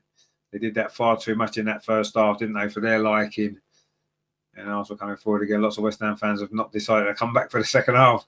Second half on his near side. Is it going to be a 6th goal for Arsenal? It's not, because his cross is deflected behind by Emerson, one of the West Ham goal scorers. And it's going to be a corner to Arsenal, which Bukayo Saka is probably going to take, is he? Oh, no, it's Declan Rice's side, isn't it? So maybe Declan Rice is going to come across and take it. Jacob Kiwior is in the box as well, looking to score a rare goal for him. Obviously, without Gabriel, the threat's not quite as much as it was in the first half, unless somebody else can take on that mantle. It's going to be Saka with the... Actually, it is Saka's side, isn't it? Sorry, yeah. When they change it, they switch around. It is going to be Saka's in-swinging corner with his left foot in towards the near post. The header's flicked on. It was Ricardo Calafiore this time, but it's gone over the top of the crossbar. It's going to be a goal kick to West Ham. One Arsenal goal, of course, for the Italian in that game at Manchester City. A great goal it was as well, wasn't it? Starting to settle into the team now. Getting a little run of games at left back, isn't he? Calafiore. West Ham now trying to play out from the back. I say if they can get the first goal in this second half, suddenly it's going to make a bit more nervy for Arsenal, isn't it? And they're coming forward now. Mikel Antonio on this near side, and he's lost out there. He's not really been in this game, has he? The Jamaican international. Terry says USA have just been given a penalty at Wembley, have they? Oh, let's have a look then. USA have just got a penalty against the Lionesses. We're midway through the second half there at Wembley. It is a penalty. Let's see what happens at the penalty. Can Mary up save it? She's done some good penalty saves before, hasn't she? Anyway, also coming forward here with Martin Odegaard. In fact, the referee's blown his whistle. What's he blowing his whistle for? Does anybody know? Referee's having a bit of a mad one today, isn't he? He's now got the ball in his hand, and it's a drop ball. Why is it a drop ball? Did the referee get in the way? Is that what happened there? I'm not sure. Anyway, the ball's now back with David Raya. In any case, it was a drop ball, and looks as though the USA penalty is going to be overruled by the VAR. It was given for a handball against Alex Greenwood, but apparently it wasn't a handball, so that penalty may well get overruled yet. Anyway, Saka coming forward here. We've had some penalties in this game, as we know. So it's been a Saturday for penalties in the Premier League. There was 3 in the Bournemouth Wolves game, all to Bournemouth, and they scored them all. And we've had 2 in this game. Anyway, also coming forward again into the penalty area, but West Ham managed to scramble the ball away. In fact, there's an offside anyway. It looks like the penalty is going to get overruled at Wembley, which is good. And it is still West Ham 2, Arsenal 5. And that is a good scoreline, isn't it?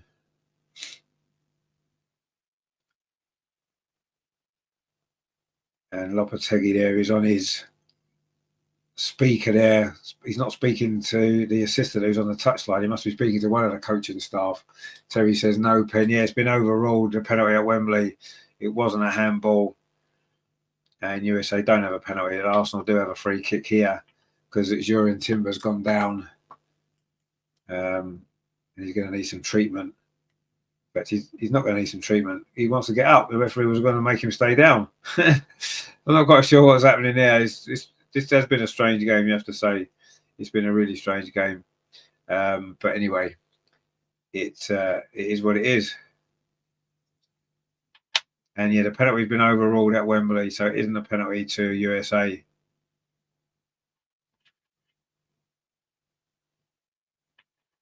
And it remains 5-2 here. Gunnar Dan says Tierney was on VAR for the Bournemouth game. He's useless. He couldn't ref an under 6. Well, I haven't seen the penalty, so I don't know how clear they were. I'll have a look at Match of the Day probably later on tonight. Kelvin said international break for the ladies. It is the international break. Yeah, England are playing USA tonight and Switzerland on Tuesday. We'll probably bring it a game on Tuesday, I would imagine, because obviously Arsenal aren't playing until Wednesday against Manchester United, of course. Anyway, West Ham have taken that free kick quickly and they're trying to come forward now. Jared Bowen, he's got a chance for a shot from distance, but it's over the top of the crossbar and it's going to be a goal kick to West Ham. 52.5 minutes played here at the London Stadium. It is Arsenal 5-2 up here against West Ham. We scored 6 here last season. We've scored 5 here this season. And we're looking for another 3 points.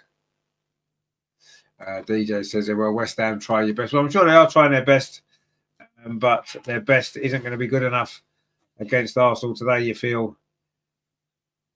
West Ham now trying to bring the ball forward, but Arsenal pick it up there with Kiwior, and there's another free kick. Timber's been fouled again, and this is by Soler, and it's going to be a free kick to Arsenal on halfway.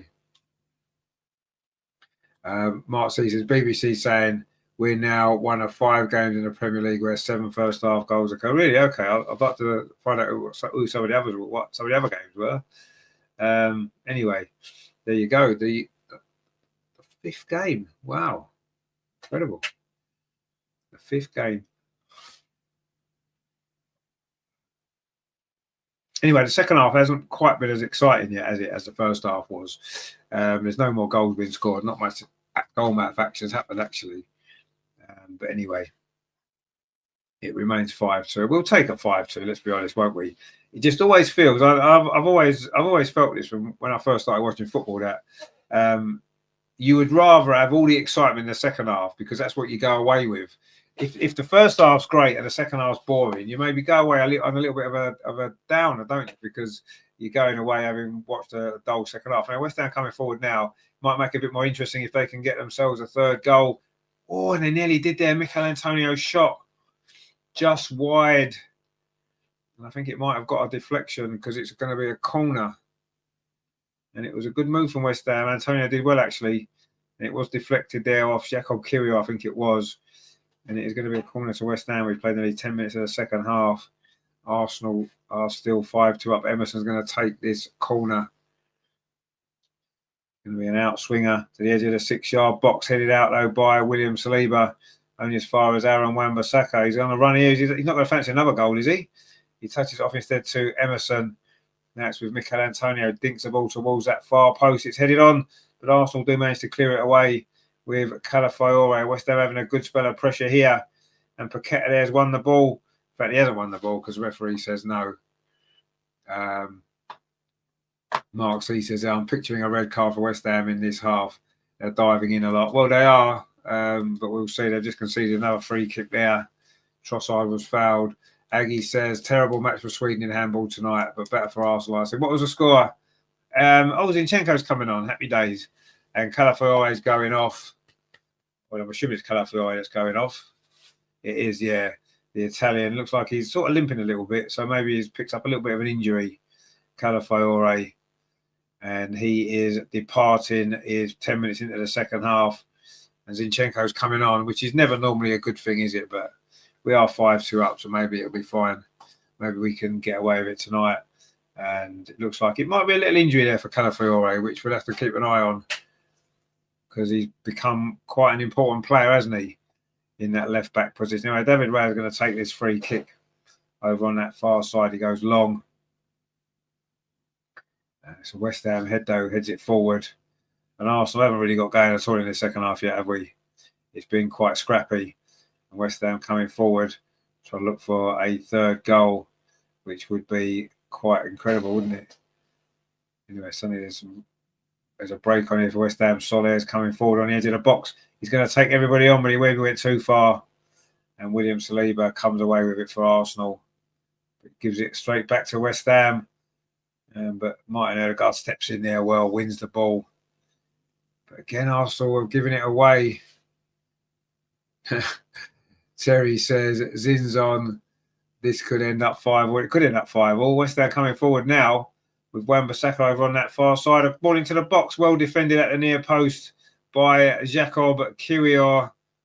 And with Kiwior and Zinchenko in our back 4, you do kind of worry a little bit, don't you? Aggie says, time left. Well, we've played 57 minutes. So we've got, what, 32 and a half minutes to play. Something like that. So plenty of time for more goals, obviously. Plenty of time for a lot more goals. But the second half hasn't quite got the same flow to it as it that the first half had, which was, I'd say, quite an incredible first half of football, that, wasn't it? Anyway, Arsenal, they're looking to try and get a 6th goal. Saka on this near side. His penalty right at the end of the first half has put us really in control of this game. Saka now, can he get the shot away?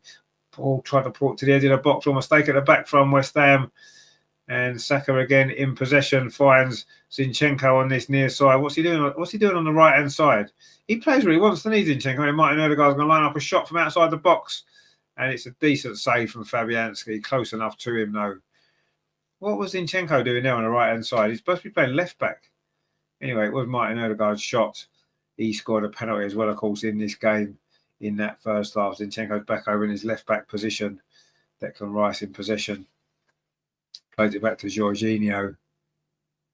Now Havertz touches it back to William Saliba. Now it's with Trossard, finds Ødegaard. That's out on that far side with Zinchenko. Plays it back to Declan Rice. Switches the play to this near side to Bukayo Saka. Nice first touch from Saka running inside the penalty area. Cuts infield. Can he get the shot away? He does. It's deflected off Emerson, I think it was. And Saka's gone down again with a little bit of an injury, but I'm sure he's going to be okay. It is a corner to Arsenal. Terry says, come on, chat, hit that like and subscribe button. Half of you over there. Yeah, come on, hit the like button, guys. And yeah, please subscribe because we're nearly at 3,000. Come on, guys, let's get to 3,000. It's December tomorrow. Let's get to 3,000, eh? Anyway, Saka was off balance as he hit that shot. And then his leg hit against Emerson. And Arsenal got a corner out of that, actually, which maybe it wasn't. Anyway, Saka's gone down injured, which isn't a good sign, is it? And it looks like it's an ankle problem. And he's getting some treatment now inside the penalty area. I'm assuming that wasn't a foul. And it's not another penalty, is it? I'm assuming it won't be. Grat says, right now, aside from the game, is the two lads behind me. Apparently, if you are hospitalised and the staff, for whatever reason, there might be... Oh, hang on. We've got more to come on, have we? Matty says, man, what's going on? Injuries left and right. Yeah, Saka's gone down now. I'm not sure if that's too serious, actually. I mean, well, I'm hoping it's not too serious because we know how important Bukayo Saka is, but he looks a little bit of pain at the moment. But anyway, he's getting back to his feet again. And I'm sure he's going to be okay.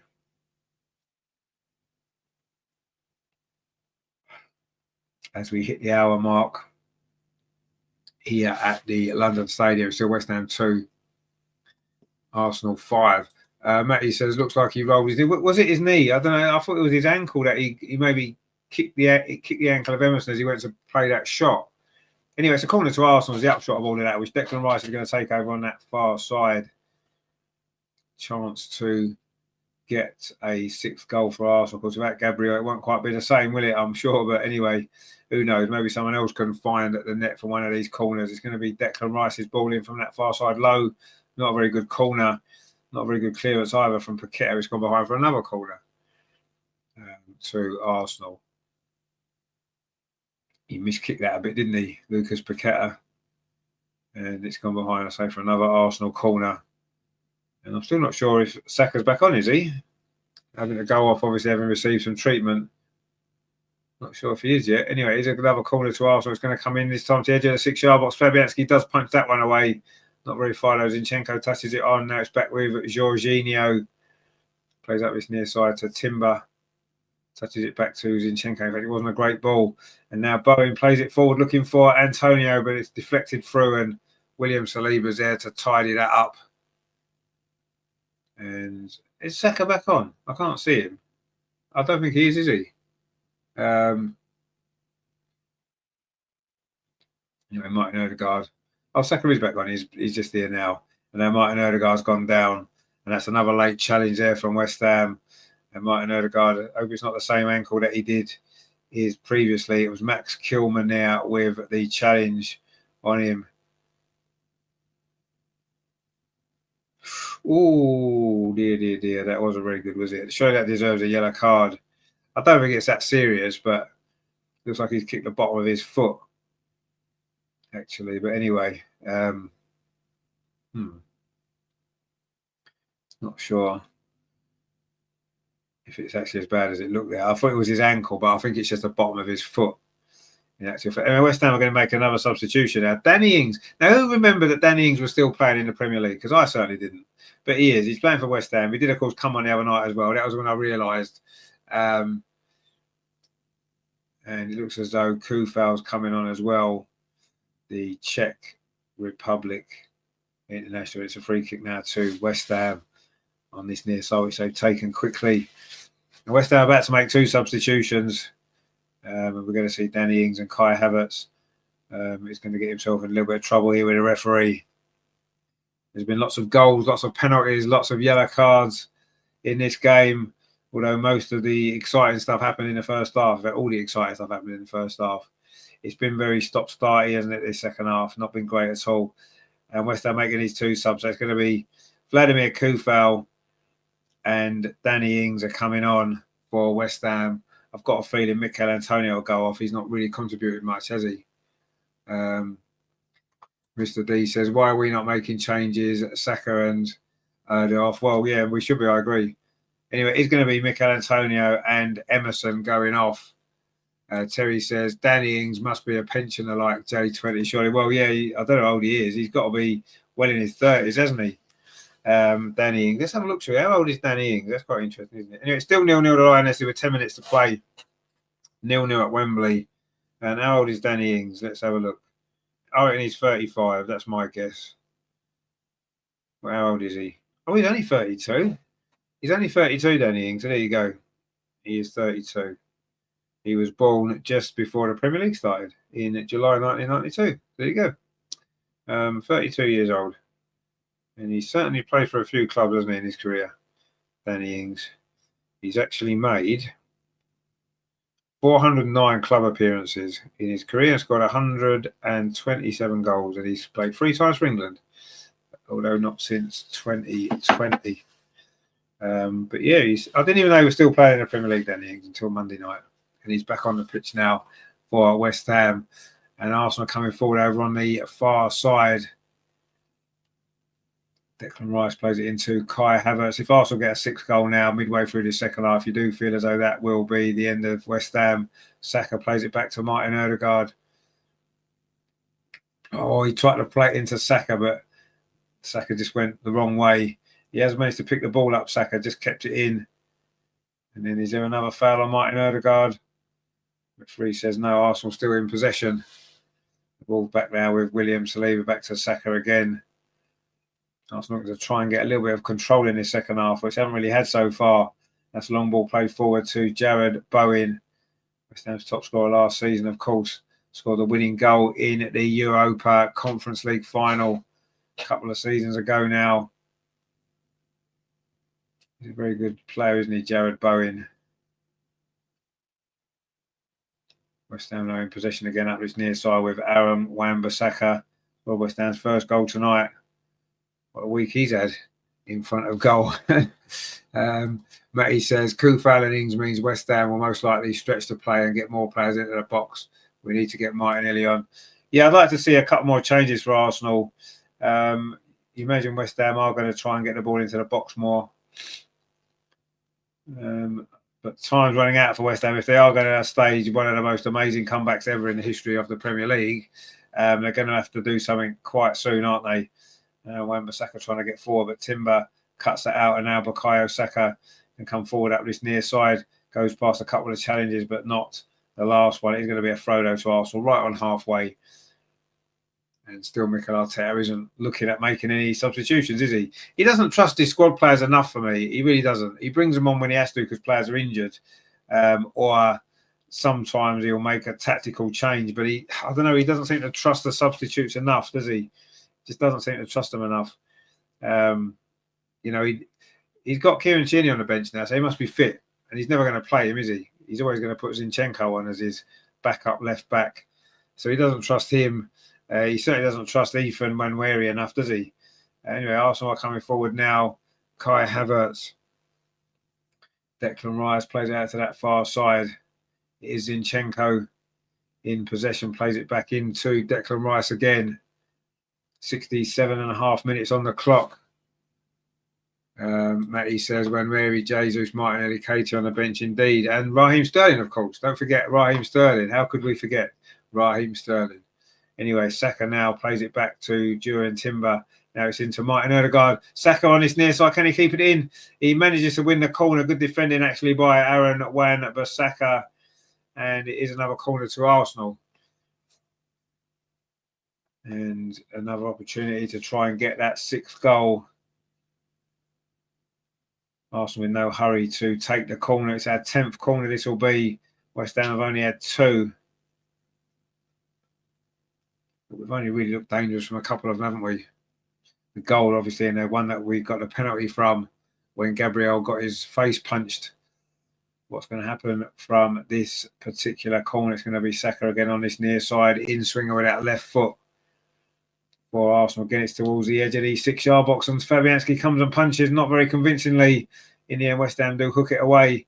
Not very far though. Saka again on this near side, plays it back to Martin Ødegaard. Now it's into Zinchenko, plays it to Saka. Can Saka get a cross in back onto his left foot? It's Martin Ødegaard gone around the outside, but good defending actually by West Ham.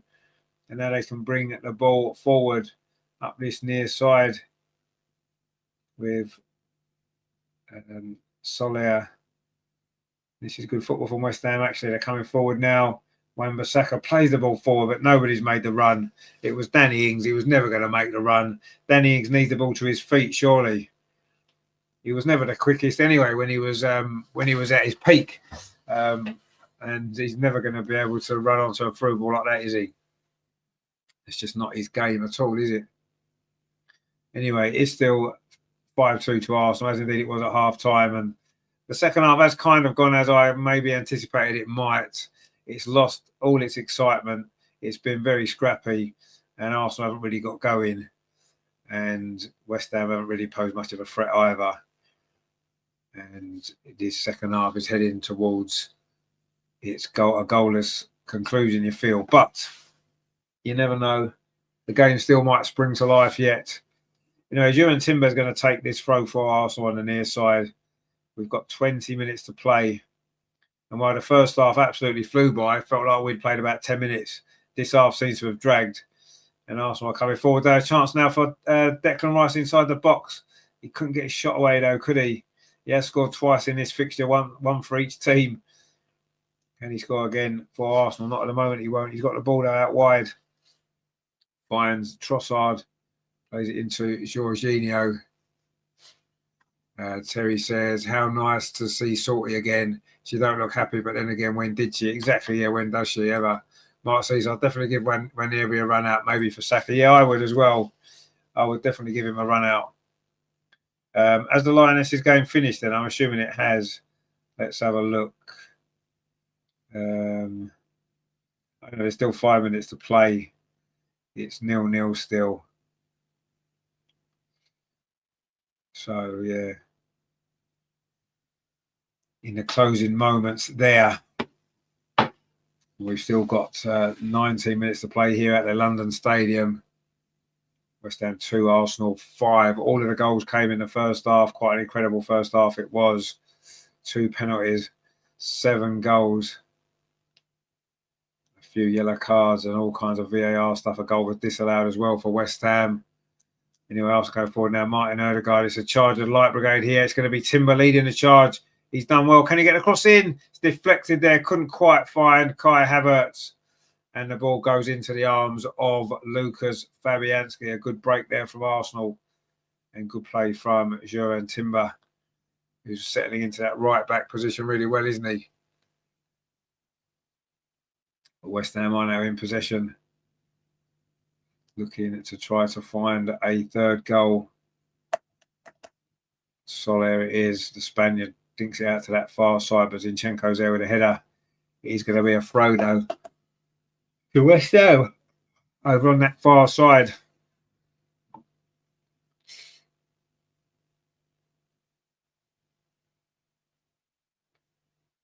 Soufal it is with a ball up his near side. Finds Aaron Wan-Bissaka. Goes around the outside. Can he whip across in? He's got 2 Arsenal players for company. It's not a bad ball, actually, to the edge of the penalty area.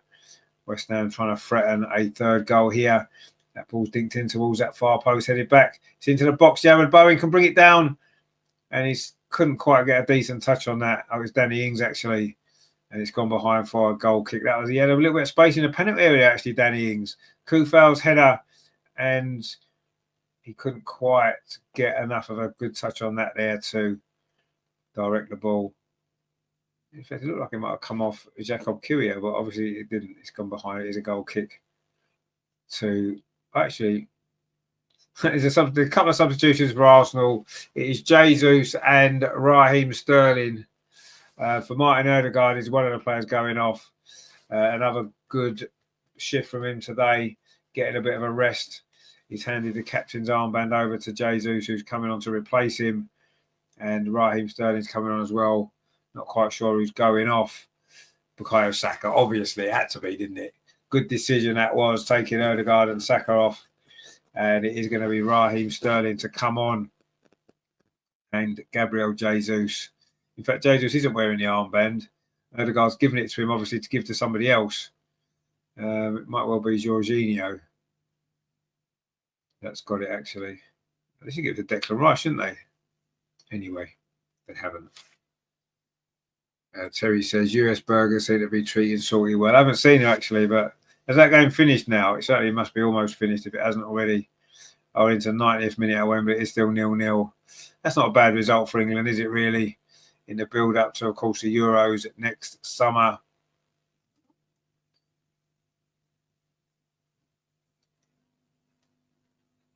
But yeah, 0-0 draws all right, isn't it? We'll take that, maybe, for the time being, I suppose.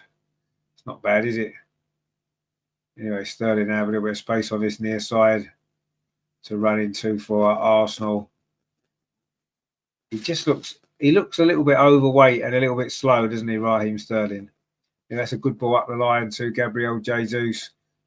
Oh, that's a terrible pull back, though. Straight to Thomas Souček. And now West Ham can come forward on the counter-attack. Again, that's a ball played out to that far side to Jared Bowen. He's going to get there ahead of Jacob Kiwior.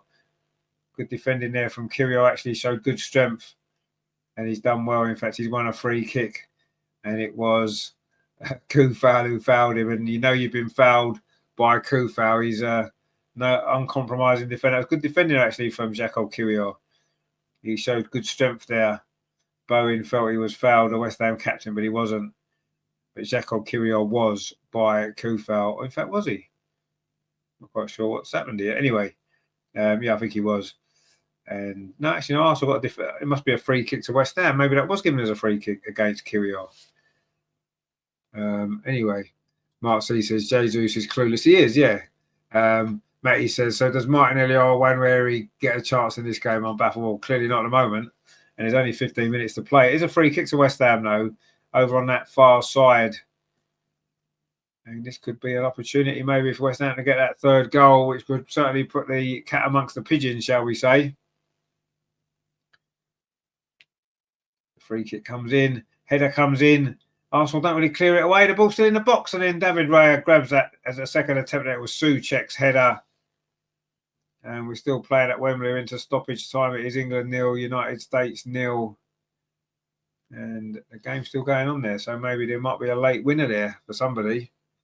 DJ says, what's time losing 65 million?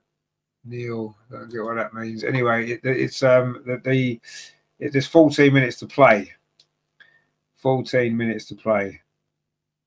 And it's still West Ham 2, Arsenal 5. But all the excitement seems to have happened a long time ago. 2 more substitutions now for West Ham. And Luis Paqueta is going off. Decent player. I'd like to see him at Arsenal, actually. Not sure who's coming on. And Soler's going off as well. And it's Rodriguez and Andy Irving, the Scot, is coming on in the midfield there for West Ham.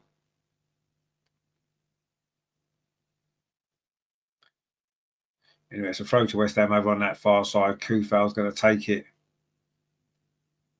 He just looks tough and rugged, doesn't he? Vladimir Kufal. He looks as though you wouldn't want to really mess with him, would you? Anyway, the game is rather flat in the second half, let's be honest. We can try and build it up as much as we like, but let's be honest, it's been a rather flat second half.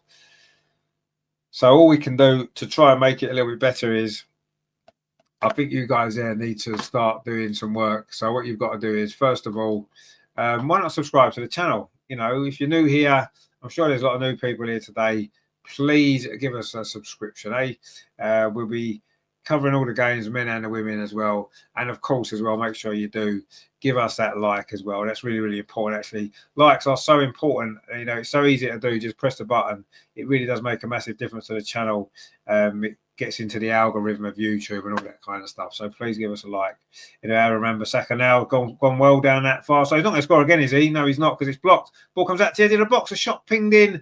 It's blocked again. And then David Raya is going to grab that one. And Arsenal maybe got away with that a little bit there. Aaron Wan-Bissaka, wow, he's almost like a winger now, isn't he? He went around the outside of Raheem Sterling, did really well there and tried to pull it back. It was cleared away. And then the second shot came in. It was blocked by Jacob Kiwior, I think it was. And Arsenal managed to clear it away, but not convinced. Oh, and David Raya just given the ball away on the edge of the box. Almost. Just got away with that there, David Raya. Really, really sloppy that was from Arsenal. And Terry just says 0-0. It's finished at Wembley. The Lionesses against the USA. And that's not a bad result, actually. We'll take that. Apparently, Mary Earps played really well in goal. So, decent result there for England. Matty says, I'm not liking this sloppy performance now. Doing right. It is, yeah, you're right. It's been really, really sloppy this second half. I kind of felt the game was going to not be the same in the second half. I just had a feeling it wouldn't be. Football doesn't work like that at the top level, does it? That was far too open, that first half. Both teams were too open, and you felt that they were going to stop that happening in the second half. They have done, but unfortunately, it stopped our fun as well, hasn't it? Which we were quite enjoying in that first half. But yeah, we're not enjoying the second half too much, are we? But as long as we win the game, ultimately that's the goal, isn't it? And yeah, I mean, we are winning the game, but yeah, the second half has been quite sloppy. You're right, far too sloppy in actual fact from an Arsenal point of view.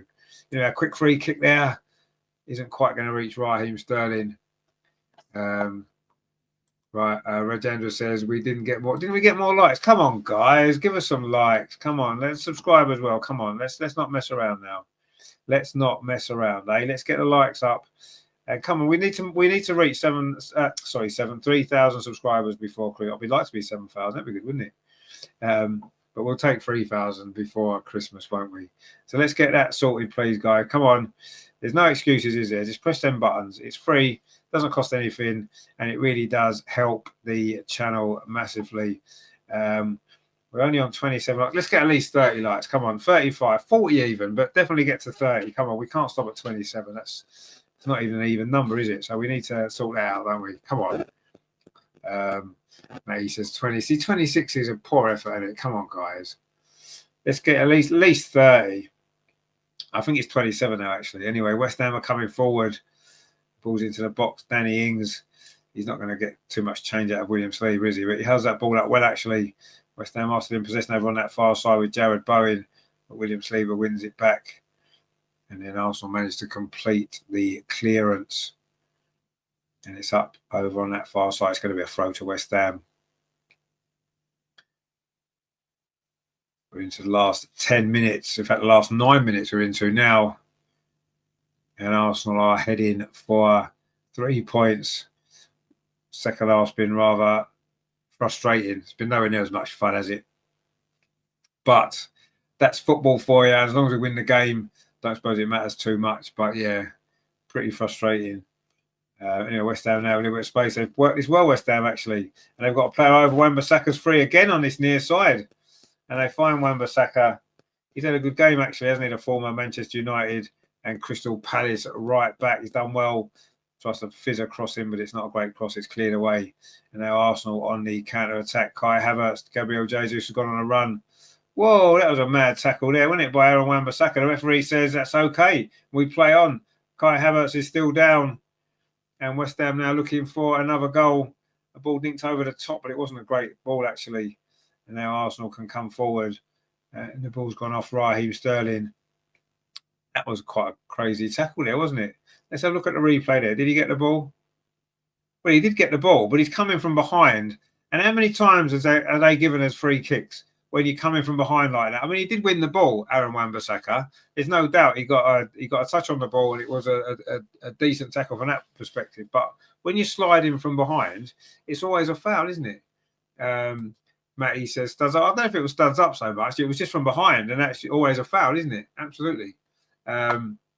Anyway, Arsenal now back in possession on this near side, but we're not because that ball was headed out there by Jorginho. It is going to be, and in fact, it was going to be another substitution for Arsenal.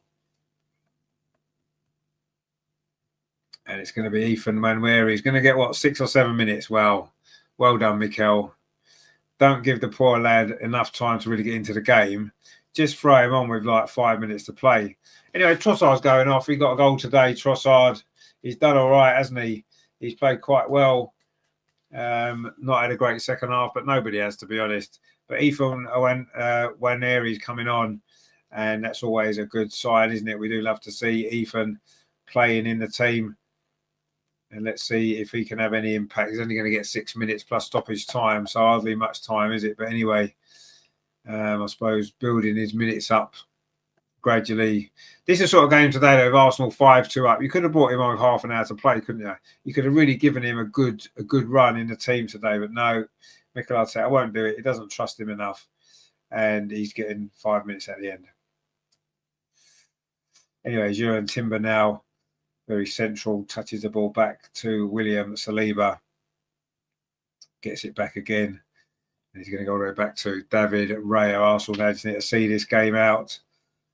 Go away with another 3 very important points. The end of a big week, a good week.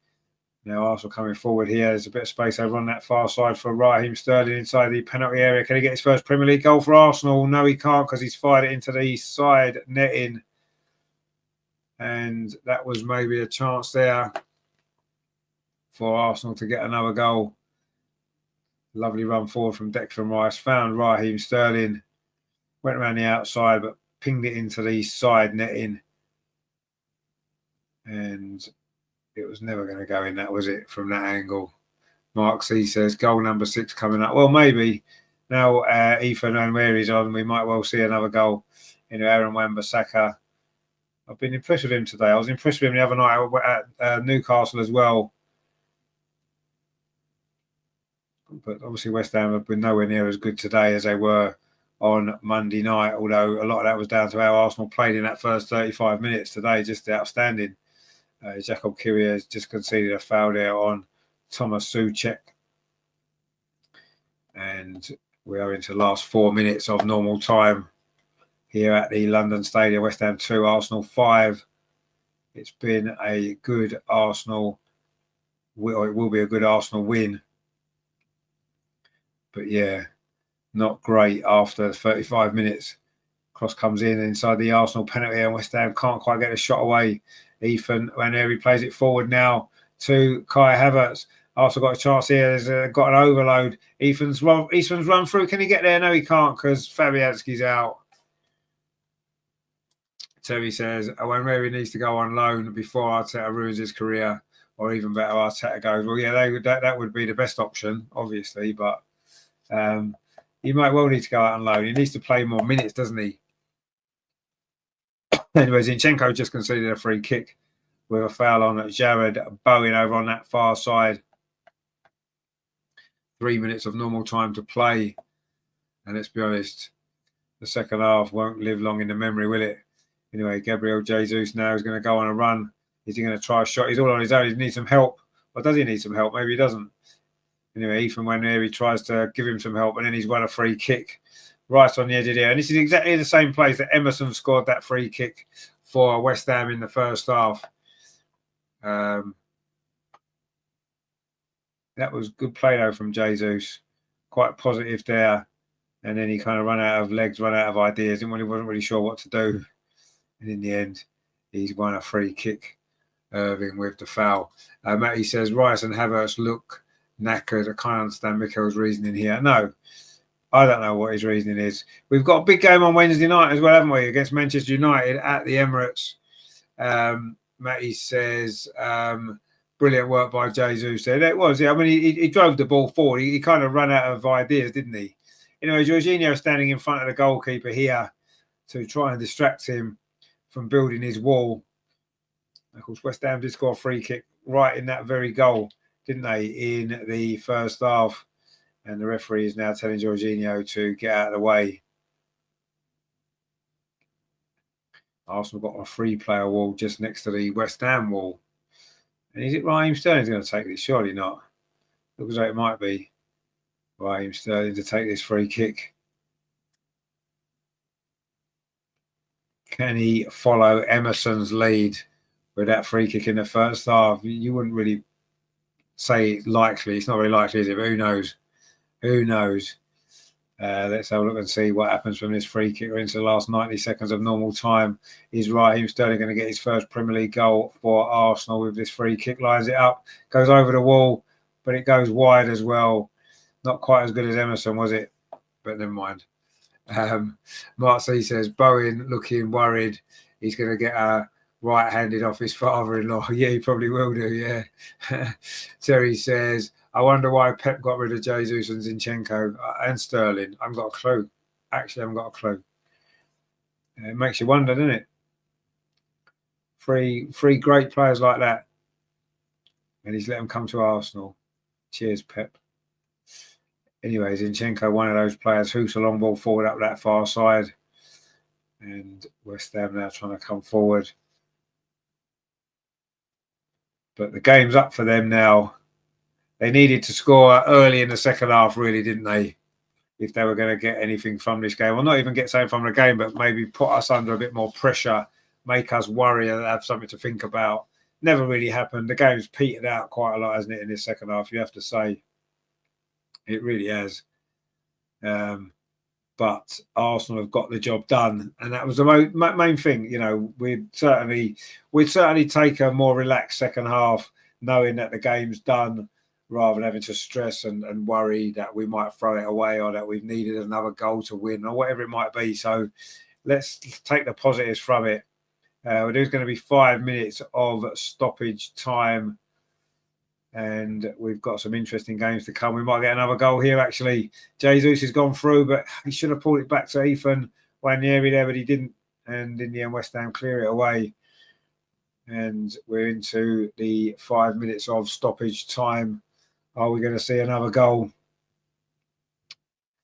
When Bissaka, one of these 7 different goal scorers tonight, bringing the ball forward for West Ham.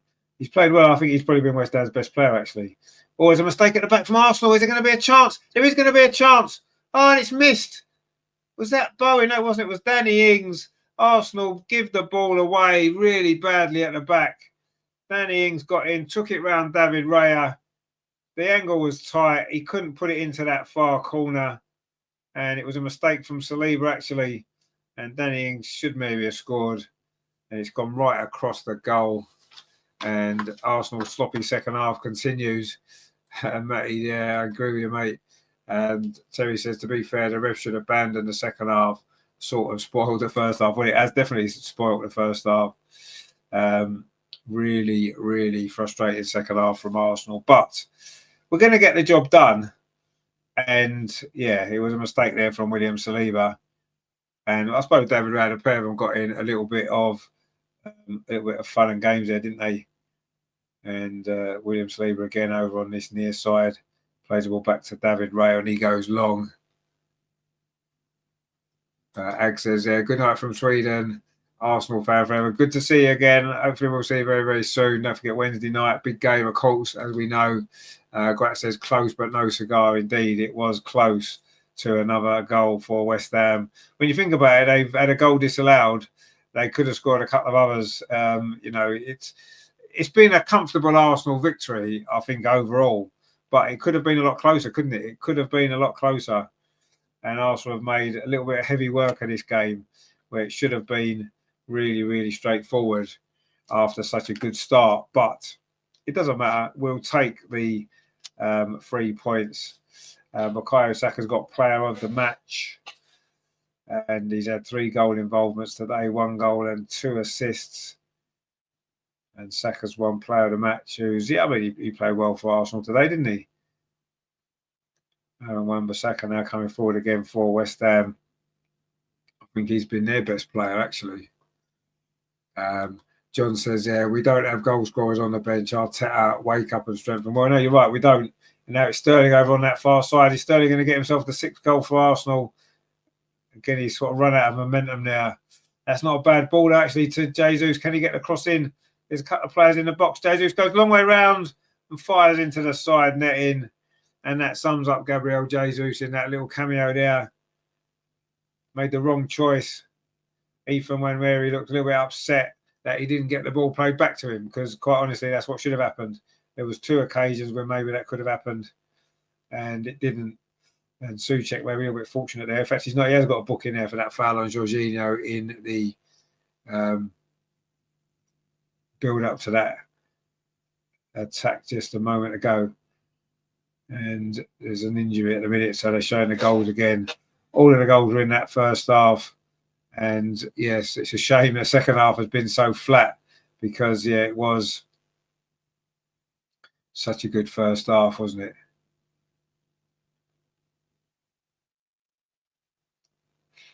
And Bukayo Saka with player of the match.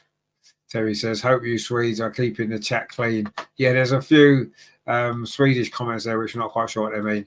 Mark C says, it frustrates the hell out of me that we get to a certain point and then stop pushing for more goals. Yeah, we do. And I mean, to be honest, I mean, I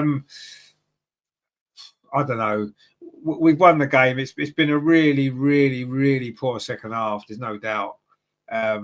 I don't think West Ham really pushed on as he should have done to try and get back in the game. We haven't really done enough ourselves to add more goals to the scoreline, and it's just been that sort of game, hasn't it? The second half. But you know, let's try and remember the good times, the old days when, you know, before half time, when it was so much fun to watch. You know, that should be Marcy said Jesus and Sterling, the new Lauren and Hardy. Yeah, they probably are, actually. Anyway, the full-time whistle has finally gone. A really, really drab second half, but an incredible first half. But it has finished. The most important thing is the final scoreline, and that is West Ham 2, Arsenal 5. All of those goals came in that first half. Quite amazing, really. Gabriel, of course, gave Arsenal the lead very early on, 10 minutes with a header from a corner. How else would he score? Let's be honest. The second goal was Trossard tapped over after good work from Odegaard and Saka. The third goal was a penalty, which captain Martin Odegaard slotted away after Saka had been brought down. Kai Havertz then made it 4-0 after 35 minutes. Long ball from Trossard over the top. Mistake at the back from Max Kilman, and Kai Havertz slotted away. But West Ham then came back into it. A sloppy 10 minutes from Arsenal. A great ball from Soler was tucked away by Aaron Wan-Bissaka, and then a great free kick from Emerson in the top corner made it 4-2. And suddenly you're like, wow, are we going to see one of the most amazing comebacks of Premier League history? But no, just before half-time, Gabriel was punched in the face by Lucas Fabianski as they both went to try and win a corner, and the second penalty was given. Saka slotted it away, and that was 5-2.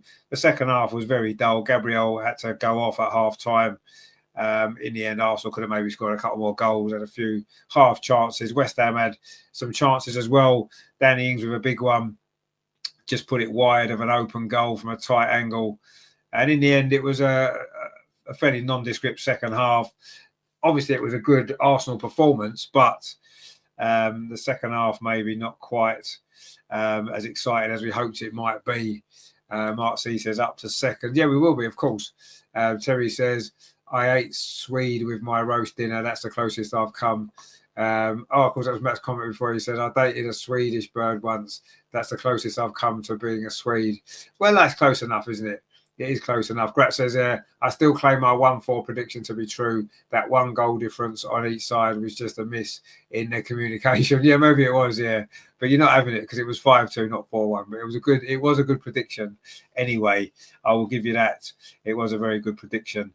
And the Arsenal fans, of course, happy. No goals up their end of the pitch today, but it doesn't matter, does it?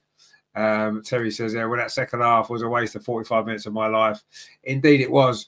Matt says, so we're hoping for a draw tomorrow, then are we? Well, I don't know. Yeah, probably. Both teams dropping points, I suppose, is better.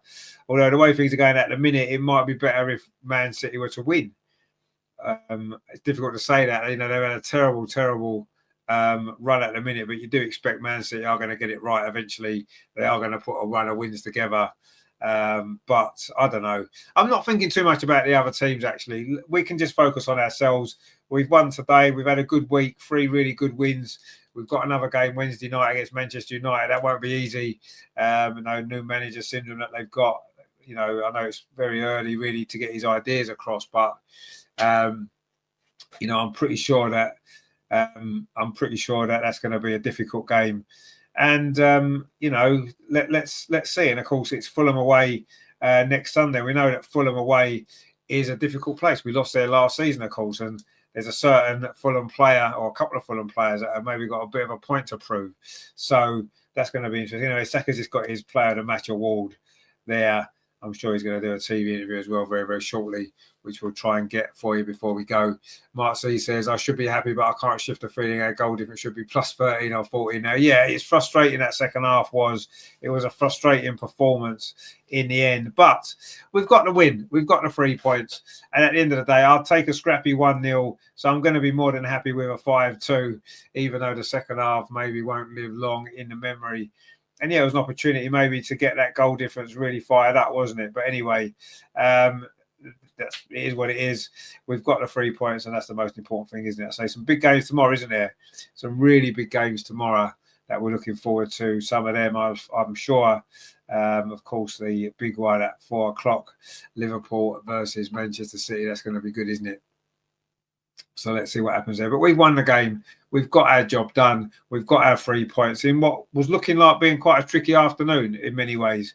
West Ham had a good win last week, and it was maybe not going to be the easiest time to come here. But we won 6-0 here last year.